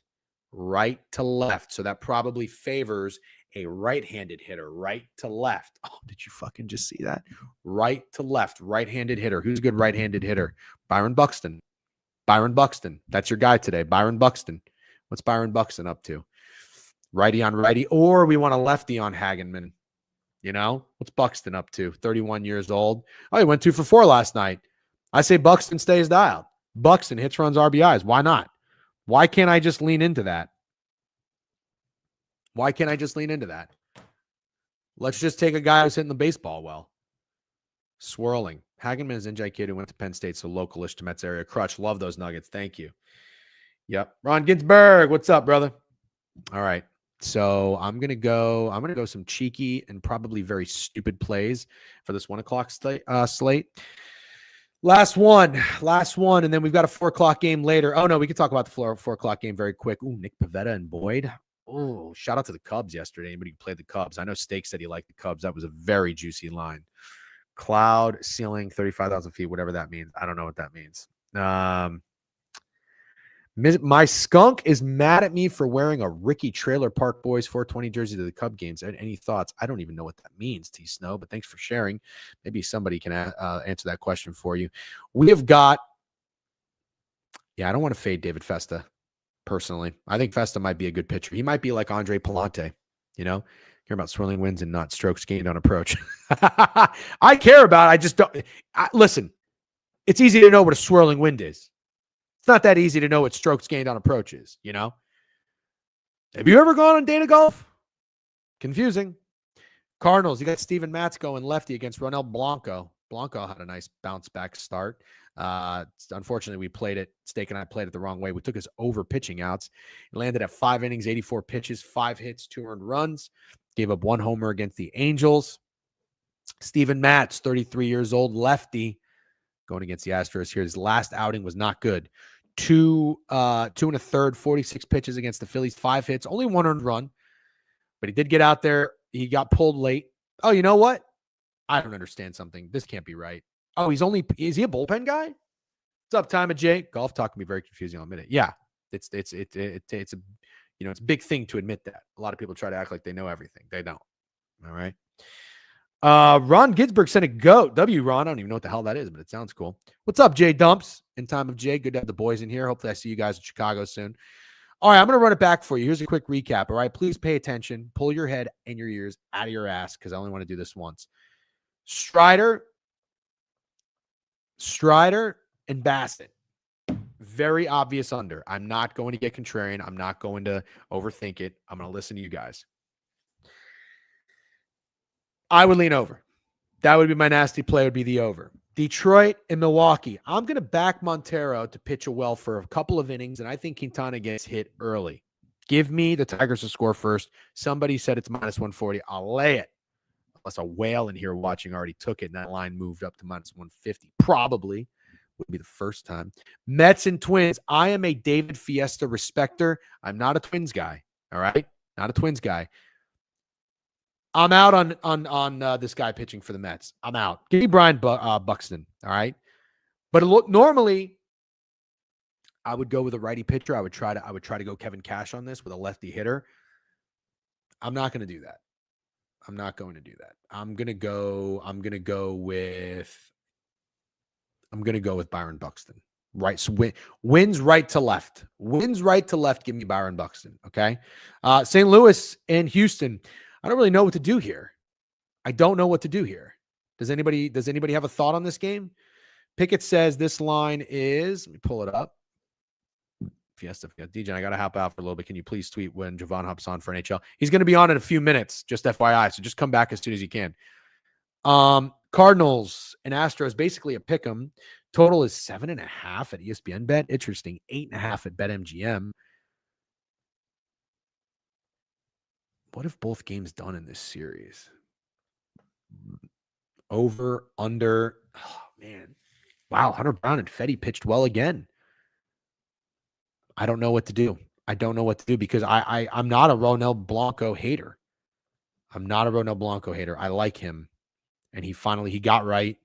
It wasn't easy, but he got right. I kind of like Blanco today, guys. I guess the question is it weird the line's a pick 'em? Is that line strange at all? I would lean Astros. I think I would lean Astros. Is that like a don't overthink it play? I lean Astros. Probably Astros. I don't know. First 5. Thing is, the bat's still cold in Houston. Shit. Yeah. Okay. What does Steven Matz? Oh, you know what? You can't even look at his stats because it's going to be hard to tell. Nick Pivetta against Matthew Boyd. Boyd's been pitching really well. He's 1-1 with a 1.5 ERA. This guy's pretty good. 4 hits, 3 earned runs, 7 Ks against the Dodgers. Ooh. How about that? There's the high 7. Here's that's the high strikeout guy. 7 Ks is a lot for Boyd, isn't it? Especially against the Dodgers. You think he's going to carve up? And Pavetta's coming off 10 Ks. Pick your poison. Who do you want to fade? Pick your poison. Pivetta off 10 Ks, Boyd off 7. What do you like? Boyd is a 34-year-old, a little bit older, but he's got major league experience. He had 5 Ks, 5 Ks, 7 Ks. That's a lot. He's a lefty. I mean, are you telling me that he's going to carve up the Dodgers and then carve up the Padres? They've seen him before. Luis Arias, he's striking out almost everybody in this lineup. Machado's got 3. Bogarts has 2. Gurriel has 1. Connor Joe has 1. Tatis has 1. He's 0 for 3 against them. Arias is 2 for 4. I kind of like the Cubs. Maybe a little under strikeout parlay for both these guys. Maybe a little first 5. Jordan is out today. Ooh. Cards fan here. Do not bet St. Louis. We are losing. Thank you very much, Yo Colo. Thanks for the new follow. Make sure you follow the page. You think Real Madrid wins today? Don't know. Not really a soccer guy. All right, that's it. I'm going to shut it down. We're going to get Jovan up here. I think he might tap in here pretty soon. Got you. Laptop just blew up, resetting, then going to load in. All right, cool. No worries. Boyd just pitched first. Pivetta. Oh, shit, dude. They just saw him? I'm glad you said this. Sometimes I can't catch everything. Thank you. You're right. San Diego, 5 Ks. Let me go to Pickett here. Let's go to Pickett and see what the K prop is. And then I'm going to take a pee, and then we'll be back. Boyd strikeouts, 4.5 plus money. I'll probably be on that. Or Pivetta strikeouts, 6.5. Hella juiced. Like both. Can't wait for Chell Talk. I have some thoughts. I can't wait either. Everybody in TikTok, if you want to hang out and talk NHL, we're going to do that next. Sit tight. I'm going to go to the restroom. I'll be right back. Ladies and gentlemen, we're going to take a quick commercial break, and I will see you soon when Jovan gets on. Don't go anywhere.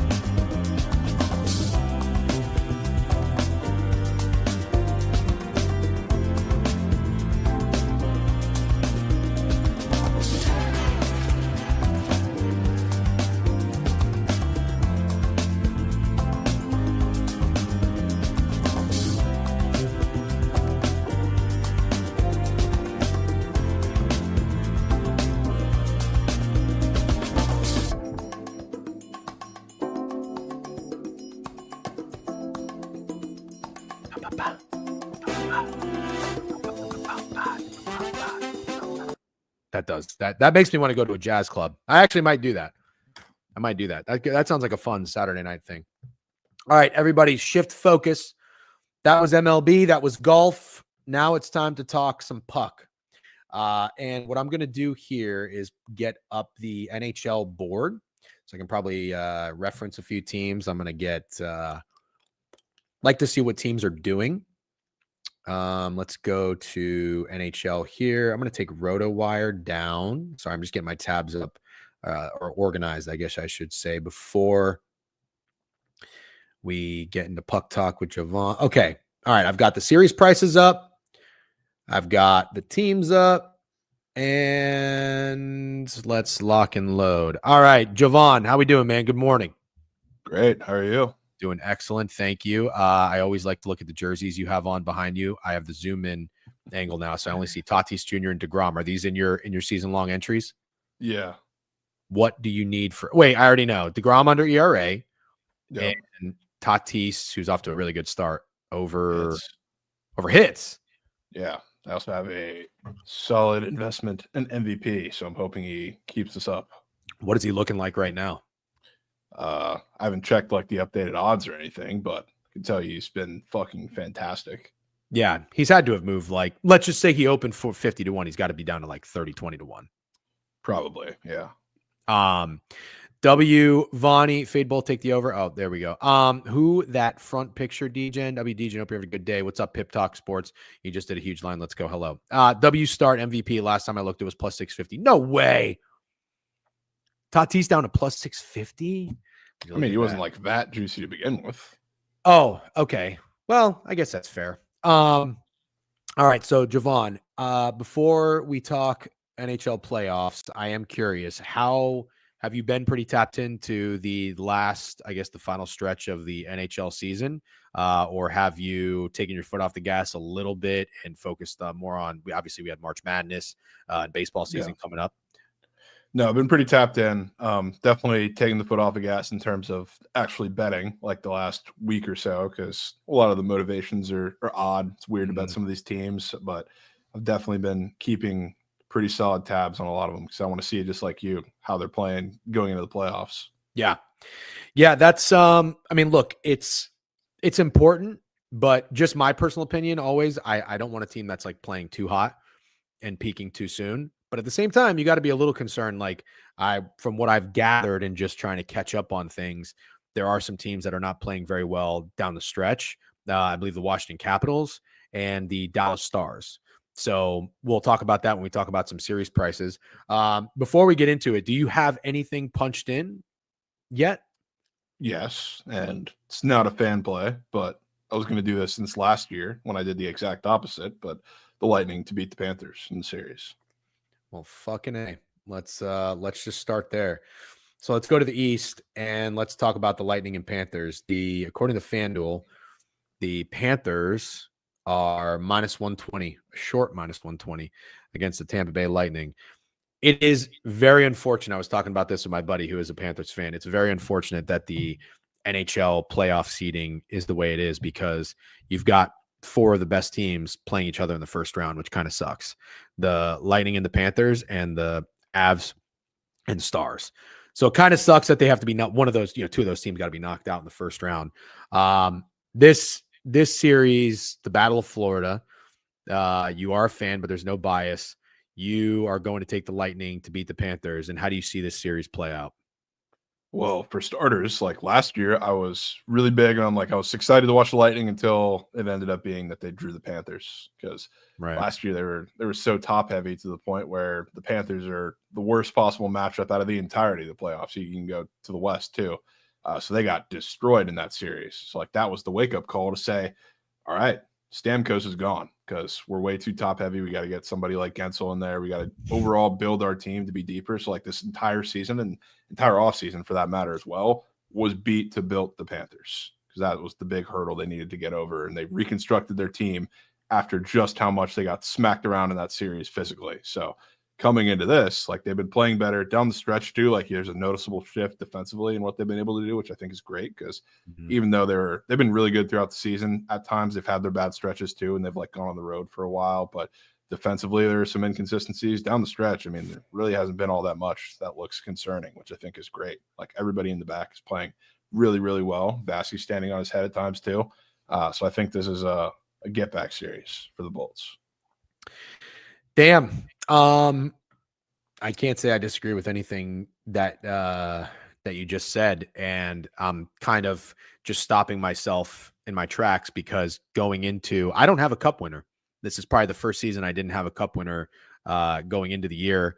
I was just so conflicted with so many teams, and I told you I've had Carolina Hurricanes fatigue, so I was out on them, and I started to come around to the Dallas Stars. But the Dallas Stars are an interesting team because I'm not into Ottinger. in the playoffs. And then I started to convince myself, you know what? The Panthers are going to repeat. That's what I think. I was a big Florida Panthers fan last year when they played the Edmonton Oilers. Obviously, that series looked like it was going to be easy peasy, and then it got about as sweaty as possible. But I think the worst possible draw for the Panthers is probably the Tampa Bay Lightning. And now, I mean, the Lightning, I don't know that home ice even really matters, but looks like they've got it. Not too much. Doesn't matter. So I'm a big Vasi guy. I did take him. I don't know if you took him as well, but I took the Lightning. Thank their credit to you on the season for the over points. I took a flyer on Vasi to be the Vezina. You feel like he was a little up and down to start, but he's also shown that lockdown Vasi that I think you've wanted to see from a few years ago when they did win the cup. If this is the type of team that's constructed to beat the Panthers, and you're telling me that they're playing the right type of hockey going into it, from what I understand, the Panthers have been a little banged up. Kachuk has been out for a while. Ekblad was suspended for PDs. I don't think he can come back till like midway this series. Does that sound right? I have no idea when he's slated to get back in the lineup. I think that's very bad news for the Panthers that I have no interest in buying. I'm looking at the last, call it 10 games for the Panthers down the stretch. Lost to the Canadiens twice, Montreal, Senators, Red Wings went on a 5-game losing streak, won a couple, went on a 3-game winning streak, then they lost the last 2. The Rangers, I don't know how the fuck you lose to the Rangers when you're trying to get right for the playoffs.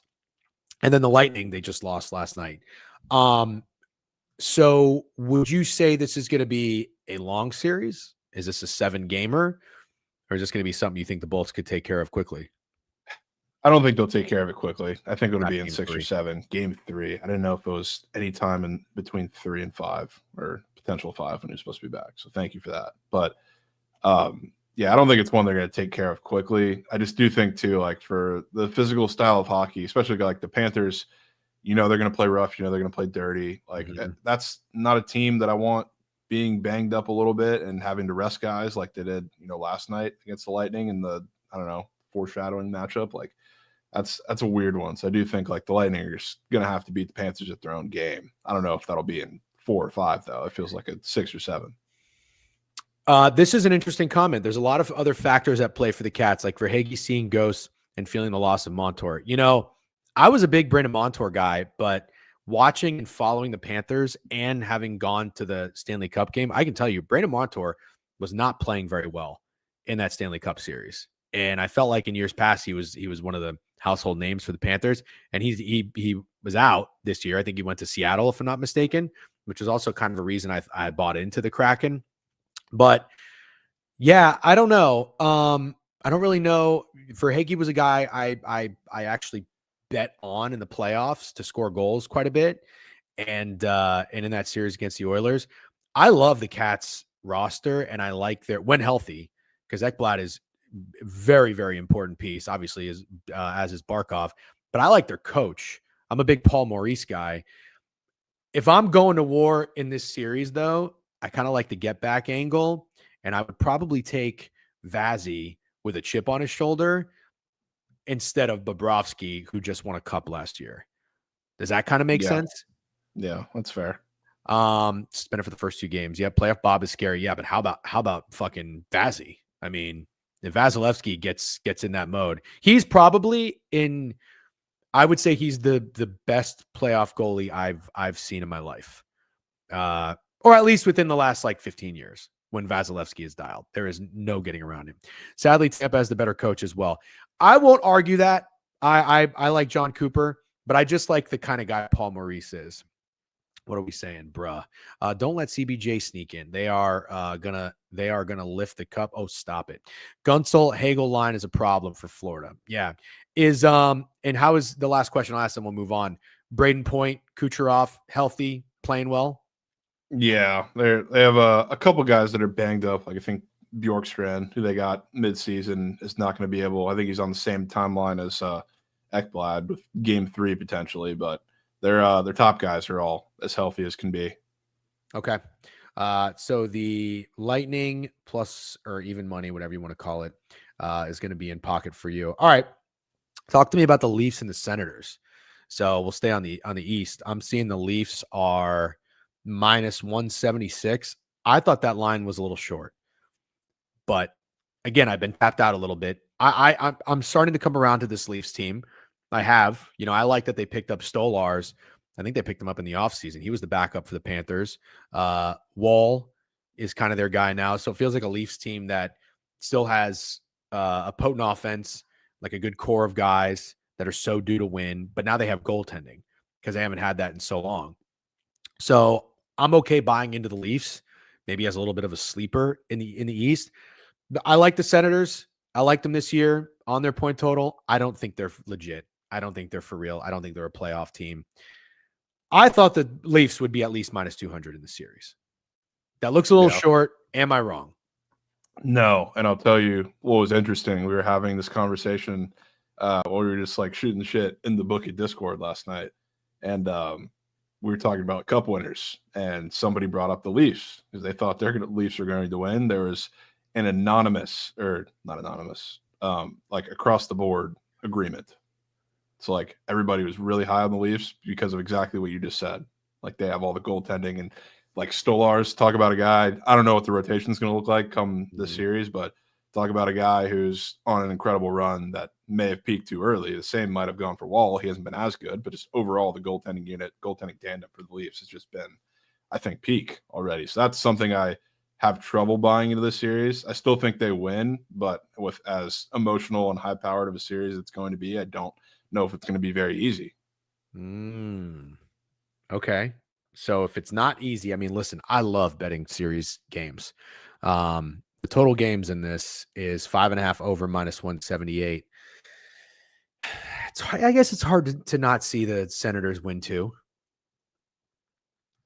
Total games. Yeah. I guess Olmark has to be prime birder to advance. Yes. Yeah. You know what? To win the series. Really? You know what this series kind of reminds me of? This kind of reminds me of Oilers Canucks from last season, where on paper with how like horrid the Nucks offense was and the goaltending issues, like a lot had to go right for them even to get to that point where eventually they fell short. Feels kind of the same. Or like you're going to have some special moments from the Sens, maybe like a crazy rally game like the Canucks had, and they'll get there, but I don't know if they'll get over the hump and actually win the series. I think you can parlay total games. I'll actually probably put a tweet out there a little bit later. I'd like to get an idea on what total games series people like the most. I'm looking at the just recent performance here for the Senators. Looks like both teams have been playing pretty well down the stretch. They've won 5 of their last 7 games. They lost to the Blue Jackets. They lost to the Blackhawks somehow, but maybe they're resting game players. The Senators, I'm not sure. Again, I haven't really been paying too much attention, but the Leafs, 1, 2, 3, 4, 5, 6, 7, 8. They won 8 of their last 9. Only loss was on the road in Florida to the Panthers. Yeah, this is gonna be a tough series for me because the old me would probably I'm not the kind of guy that has a lot of faith in Toronto in the playoffs, which is not a bold or groundbreaking take at all. So I would look at this and I would consider taking a shot on the Senators, but I am a little apprehensive.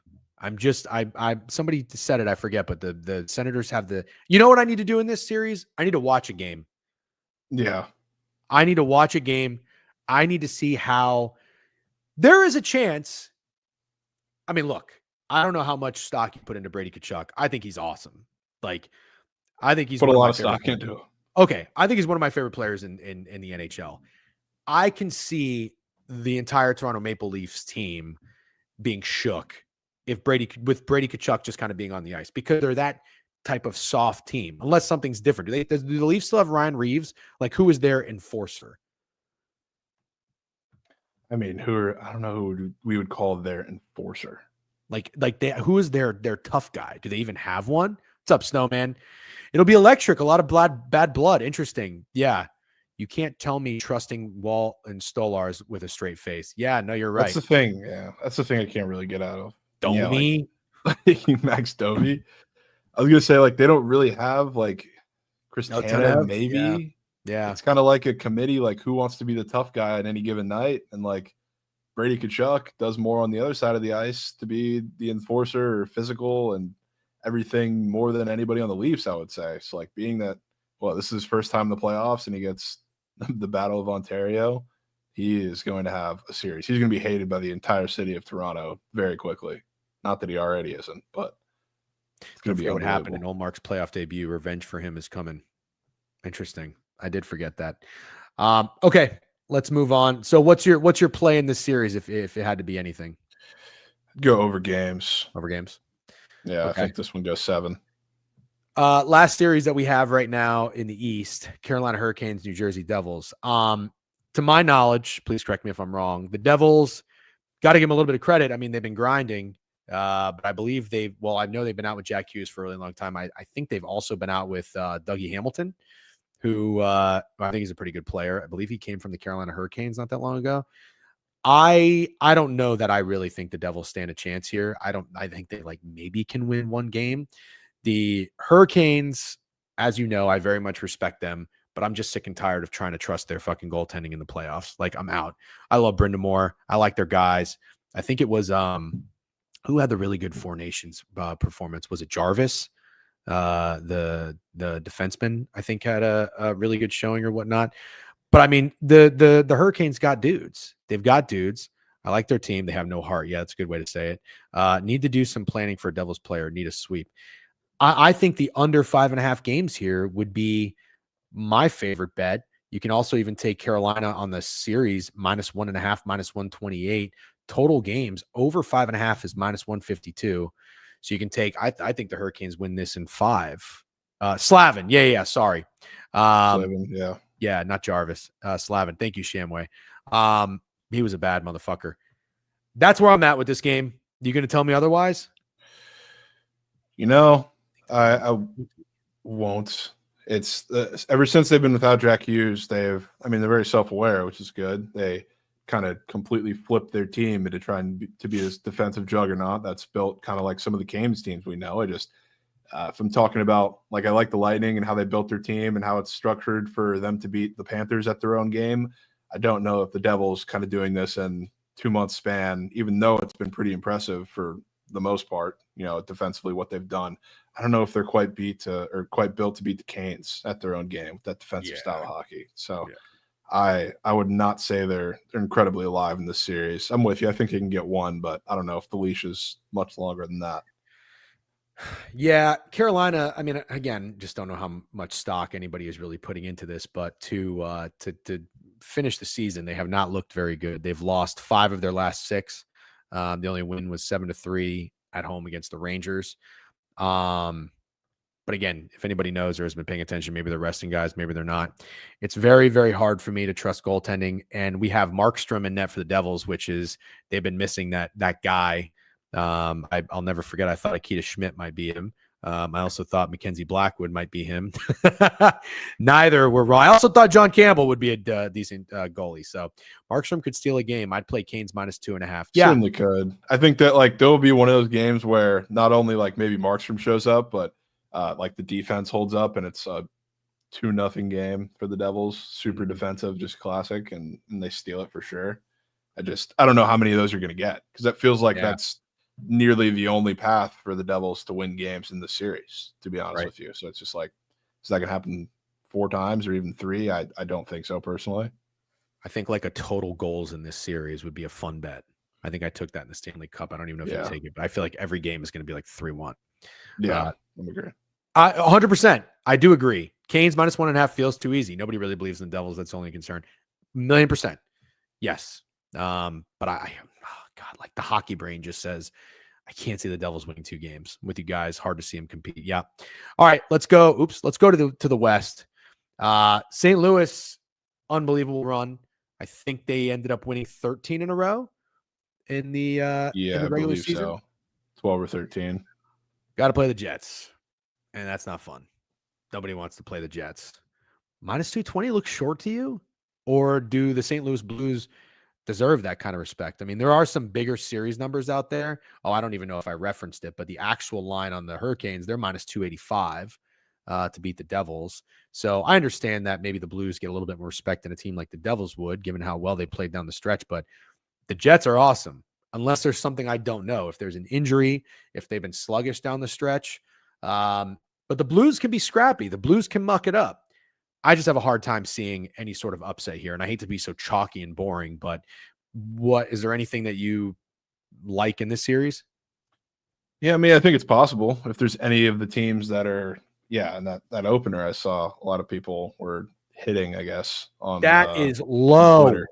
Really low. Oh my God. Yeah. That is low. Very interesting. The series, this is crazy. The Blues plus 1.5 games is minus 120.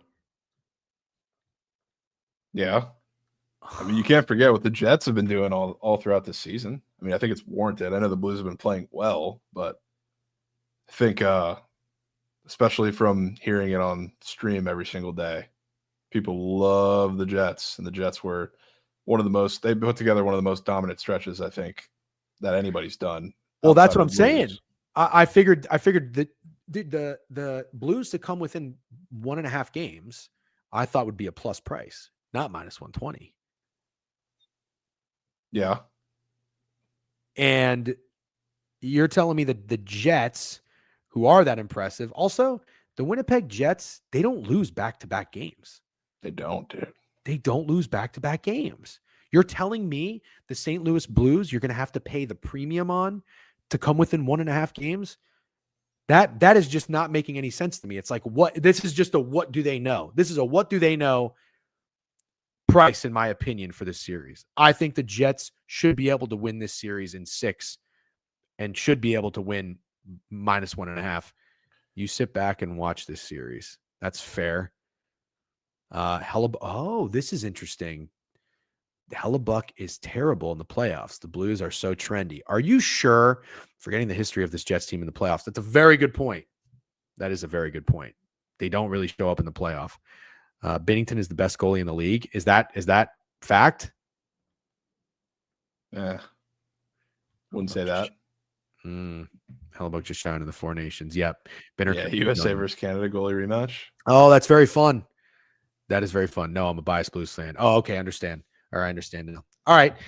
I got nothing in this series. I think the Jets minus 1.5 at minus 102 seems like a very appealing 2-unit play. But I was going to say before we were talking about, I don't know, the Canes looking too easy in my brain. I mean, taking the Jets minus 1.5 seems like the don't overthink it easiest play possible. And I was very surprised, just like you were, when I saw that it was so easily bettable. I don't think anyone trusts the Jets to do anything in hell chokes in the playoffs. Very fair take, Dean Hoover. Yep. Either the Jets or Canes will lose. I don't know which. Oh, okay. Well, let's play a fun game. Who would it be if you had to pick?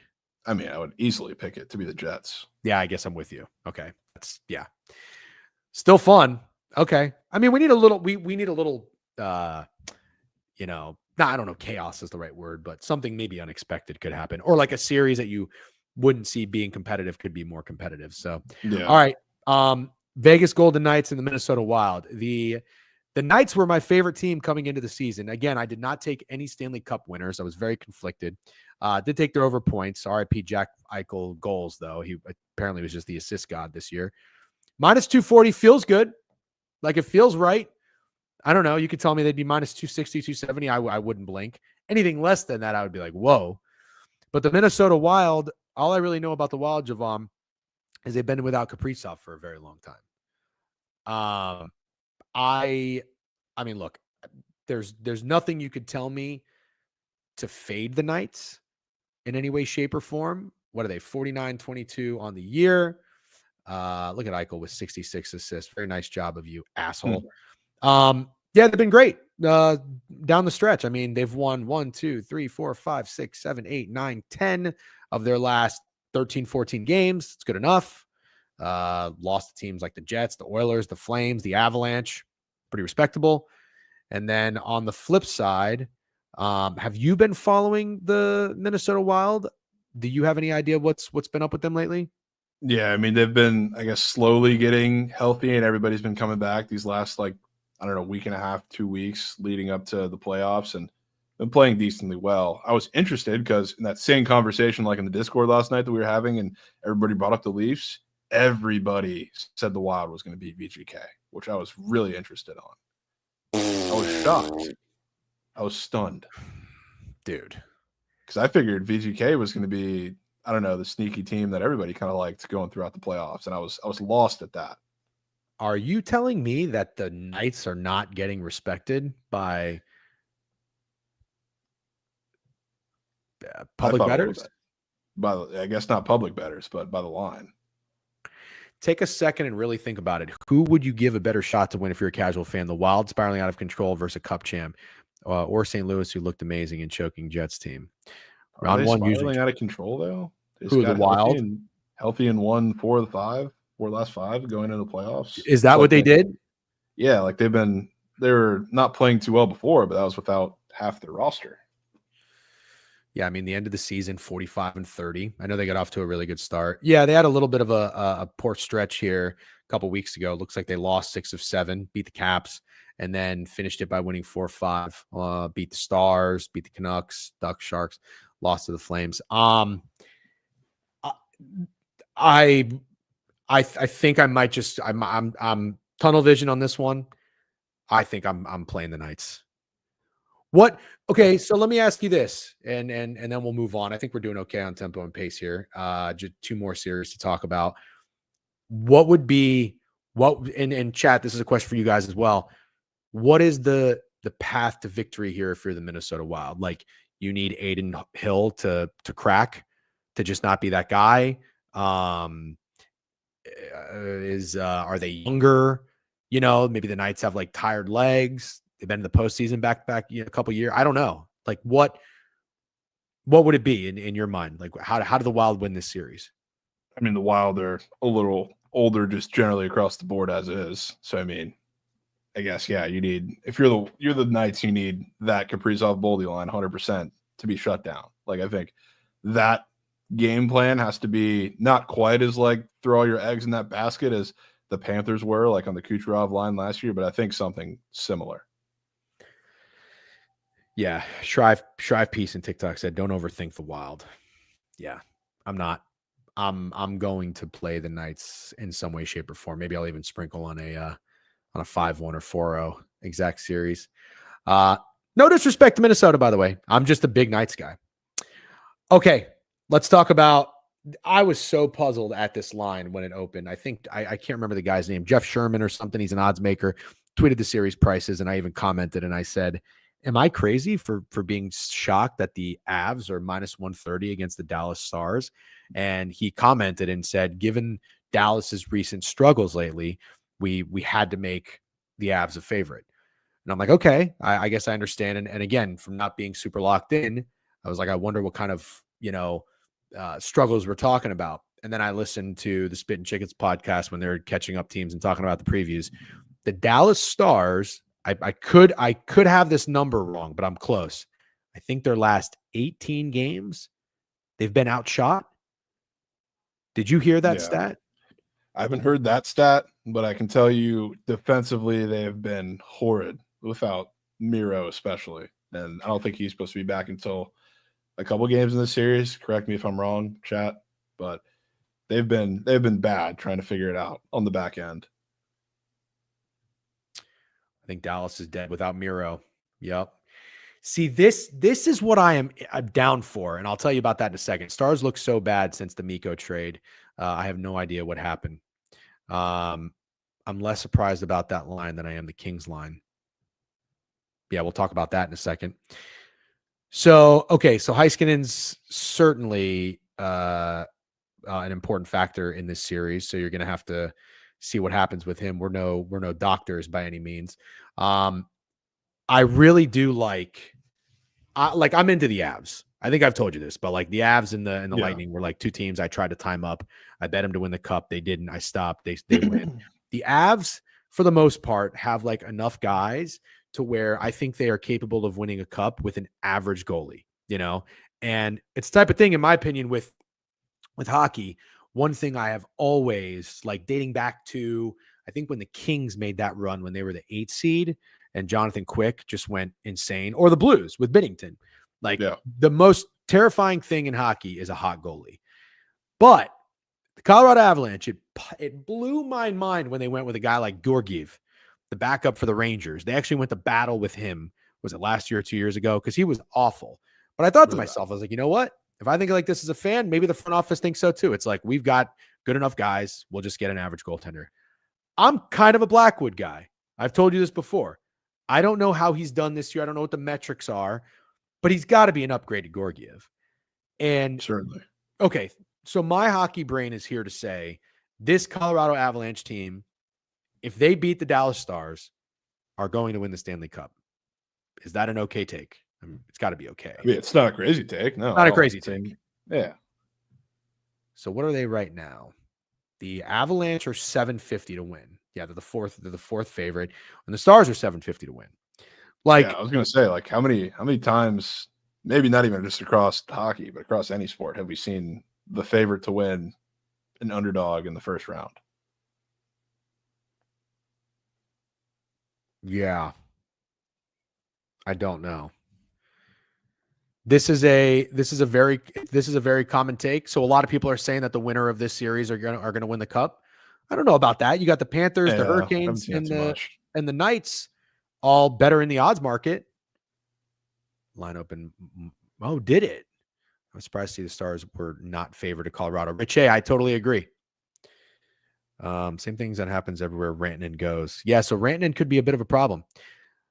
Landeskog back is such a nice wild card to have. They put him in their third or fourth line. Yeah, the Landeskog story is crazy. Also, fun fact, that is my favorite hockey name. Kind of happened with 12 seed Colorado State in Memphis. I don't know what that means. DJ's popping to say the man. Thank you, Marty Guan. Oh, got you. I was saying that the Stars are the odds-on favorite to win the cup right now, and they're underdogs in the first round series. According to FanDuel, Florida is better at plus 650. Also, the Carolina Hurricanes are down to 7-1. That's terrifying. It's weird. It is weird because they were like 11 or 12-1, and then they traded for Rantanen, and then they dropped to like 9, and then they had to get rid of them, and then they went back to like 10 or 11. I know, I was watching because I'm ready to have FOMO, but yeah, I know it's weird. Okay, so where's your head at with this series? I think the Avs win, but I think the run might end there. Oh, you do? So you don't like my take? I mean, it's not that I don't like your take. It's not crazy to think the Avs can put it together and go through the whole thing. But, I mean, I'm thinking more so on the run if, like, VGK gets through. I think they're the team I want out of the West. I think the winner of the series will be dead by the conference finals. Very good point. Yeah. Sometimes when these top teams play each other early, that's not good. I can't trust Conky-owned teams. Very funny. Not to get off topic, but the Canes have a decent path compared to the others in the East, while Atlantic teams beat up on each other. Oh, also a very good point. You're not wrong. That's a good point. I mean, God forbid, like it's even the Lightning. And yes, I know that I'm not saying they played VGK. I'm saying I like them better to get out of the West. But right, that path in the East is interesting. Not to go back to that, but like, you have the Leafs who are going to play a big-time emotional series. Same with the Panthers and Lightning, and then one of them's got to play the other, especially if it ends up being – I mean, it's probably going to be Leafs Bolts or Leafs Panthers, and the winner of that has to get the Canes. Love the winner of that to get through, but it's a hell of a path. And just quickly, and then we'll wrap it up here with the Kings and Oilers. Thank you again for taking the time to come on and talk about NHL. It's either the Habs or CBJ making it into play Washington. Do you think either of those teams have a chance to make it interesting? Maybe for a couple games. I kind of think the same as we were talking about, I guess maybe the Leafs series. Not that it'll get us far, but they'll be pesky for a game or two. I don't see them beating the Caps, but the Caps are also the team that seems like has peaked much, much too early. So they're destined for an exit second round. I think that the Washington Capitals, and I've been this person for quite a while. They for whatever reason, I don't think of them as a serious, like, legitimate cup contender. And even during the season, I was like, they're going to fall off. They're going to fall off. And then I highly doubt you remember this, and that's okay. I hope everybody forgot this.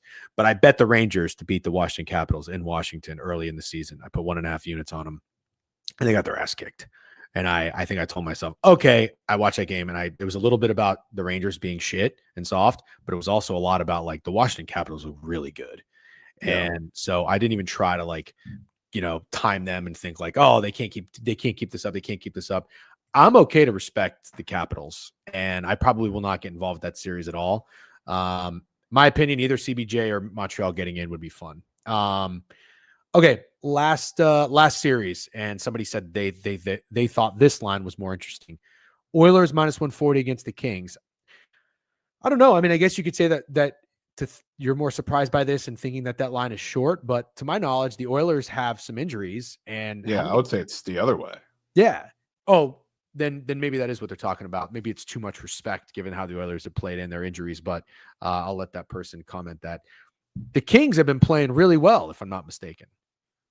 I mean, yeah, especially being the fact that they got home ice for this series and they've been a historic home team so far this year. I'm not quite sure what their final record ended up being, but this kind of feels like to me, this feels like, and I'm not even saying this for the purpose of what's going to happen in it, but this feels like the Ravens getting home field against the Chiefs, where like, if you don't get them this time, get over your demons when you have home ice and you've been so good this season, so good at home. When are you going to do it if you're the Kings? That's a damn good point. They've won 8 of their last 9, been playing really well. I don't know what their injury status is like. I mean, they still got dudes too. They got Kopitar, they got Kempe. I think they still have Drew Doughty, who is fucking awesome. Probably one of my favorite defenders. Who is the Kings goalie? I mean, depends on who they bring out there, because they have a couple options. I don't know who's really in form for the Kings right now, because I guess both of them have been playing relatively well. I guess Kemper, and I guess not healthy, so it's probably just going to be a lot of Kemper. Darcy Kemper is going to be their guy. Interesting. The Kings are a wagon. Oilers in 6. David is in Leon masterclasses. Interesting. Really, Kemper's been their best. Okay, check the Kings home record, then check how they've beaten up on the Oilers last few games. Fiala and Byfield are on fire, and this is exactly the Leafs Bruins of years past. All have knocked them out last 3 years. Line moving like crazy to the Kings. Give me McJesus. Really? Yeah. I'm just staring at the series, and I'm like, my first thought was, is this not the best possible setup for the Kings to finally get over their demons against the Oilers in the playoffs? And this is the best shot by far they've had at it. And I'm staring at a +120 against a banged up Oilers team. So you're here to tell me it's not happening, huh? I mean, that feels like a crazy simple angle, in my opinion. Oilers are 11-1 to win the Stanley Cup. Do you think? Here's the interesting thing. We talk about like what happens to a team after they win round 1, and I am here thinking the winner of the Stars Avalanche win, but then everybody brings up a really good counterpoint. It's like they're going to beat the shit out of each other and maybe lose, some steam late. Do you think a team like the Oilers, this could be a spark if they play well, if they beat a team like the Kings who are wagons, and 11-1 is pretty good value? I could see it being a spark, depending on how they do it. Exactly. Because I think if they come out and do it incredibly emphatically and like the offense looks absolutely lights out, yeah, I mean, that absolutely can be a team or be a spark provided for the team, and they go on a little bit of a run. Okay. All right, Jovan, let's do a quick recap. So what would be your play in Oilers Kings? It sounds like the Oilers. Would it just be laying at -140? Yeah, I think that's one of the better series to go game to game too. Like, I'm not super excited about taking them in the series. I think when you get like an early game where maybe a line looks a little bit telling, go on the Oilers, or if you get like a back against the wall situation early, Oilers. Yep. All right. Winnipeg Jets, St. Louis Blues. What would be your play in that series? Probably Blues +1.5. Okay. Knights and Wild. What would you play in that one? VGK, but I'm not laying that. Okay, fair enough. I'll be on that in some way, shape, or form. Chat, if anybody cares, it's gonna be a play for me. Stars and Avs. I don't even know what to do. I think I might just sit back and watch it. What are you playing? Probably gonna sit back and watch it too, but definitely lean with the Avs. Yeah, I know somebody mentioned it earlier. They said Fruity's gonna have 2 cars on the Avalanche. I know he's a big Avs guy. and a He's a Stars big hater. anti-Stars, yeah. So Right. I mean, that was a given, no matter the situation. And I'm here to tell you that I would have no issue with that, because even though I'm someone who believes in the Stars, I took the Stars for 10 units when they played the Kraken 2 years ago, and I think they won in 6 or 7, and it was the most uncomfortable series that I sweated. Ottinger, I call him Nottinger in the playoffs. So I like to believe that the Stars would be my cup winner this year, but I'm out. I have nothing invested in them, so all good on that. Oilers and Kings, sounds like you're there with the Oilers. East, Toronto Maple Leafs and Ottawa Senators. I think you said over series games. Over games, yeah. Lightning, already a play for you against the Panthers. That'll be awesome. It's going to be a great series. And then Carolina and New Jersey. Did you have anything you liked in that? I think I want to see if I can find the total games or total goals with you and play. Oh, yeah. It's nothing right now. I found that on DraftKings for the Stanley Cup. I don't know that it's going to be for first round, but if it is, that would be fun. I like total games in that, under 5.5 plus 124. All right, Jovan, thank you very much for coming on. Appreciate it. BTL today, 12:30. Yep, we'll be rolling. Cool. All right, everybody, make sure you tune in. Jovan, thank you, and we'll talk to you later. Good luck this NHL postseason. Appreciate it. Take it easy. All right, W's. Thank you, everybody. Everybody on TikTok, thank you. Make sure you follow the page. Come into the board review. Go to the website. Follow us on YouTube, Twitch, all that shebang. Appreciate you. We're here every morning, 10 a.m. And we have happy hour tonight, 4:30 to 6 o'clock. We're talking NBA games and MLB. Ivan, yes, we talk day games for MLB. We're going to talk night games. Go follow on YouTube. Find it. We're going to be on Pickett YouTube channel tonight, 4:30 to 6, talking the night games. We'll catch you later, TikTok. Bye-bye. All right, how do we do? Did we get banned? Did we get anything? No, I think we're okay. All right, I'll see you guys tonight.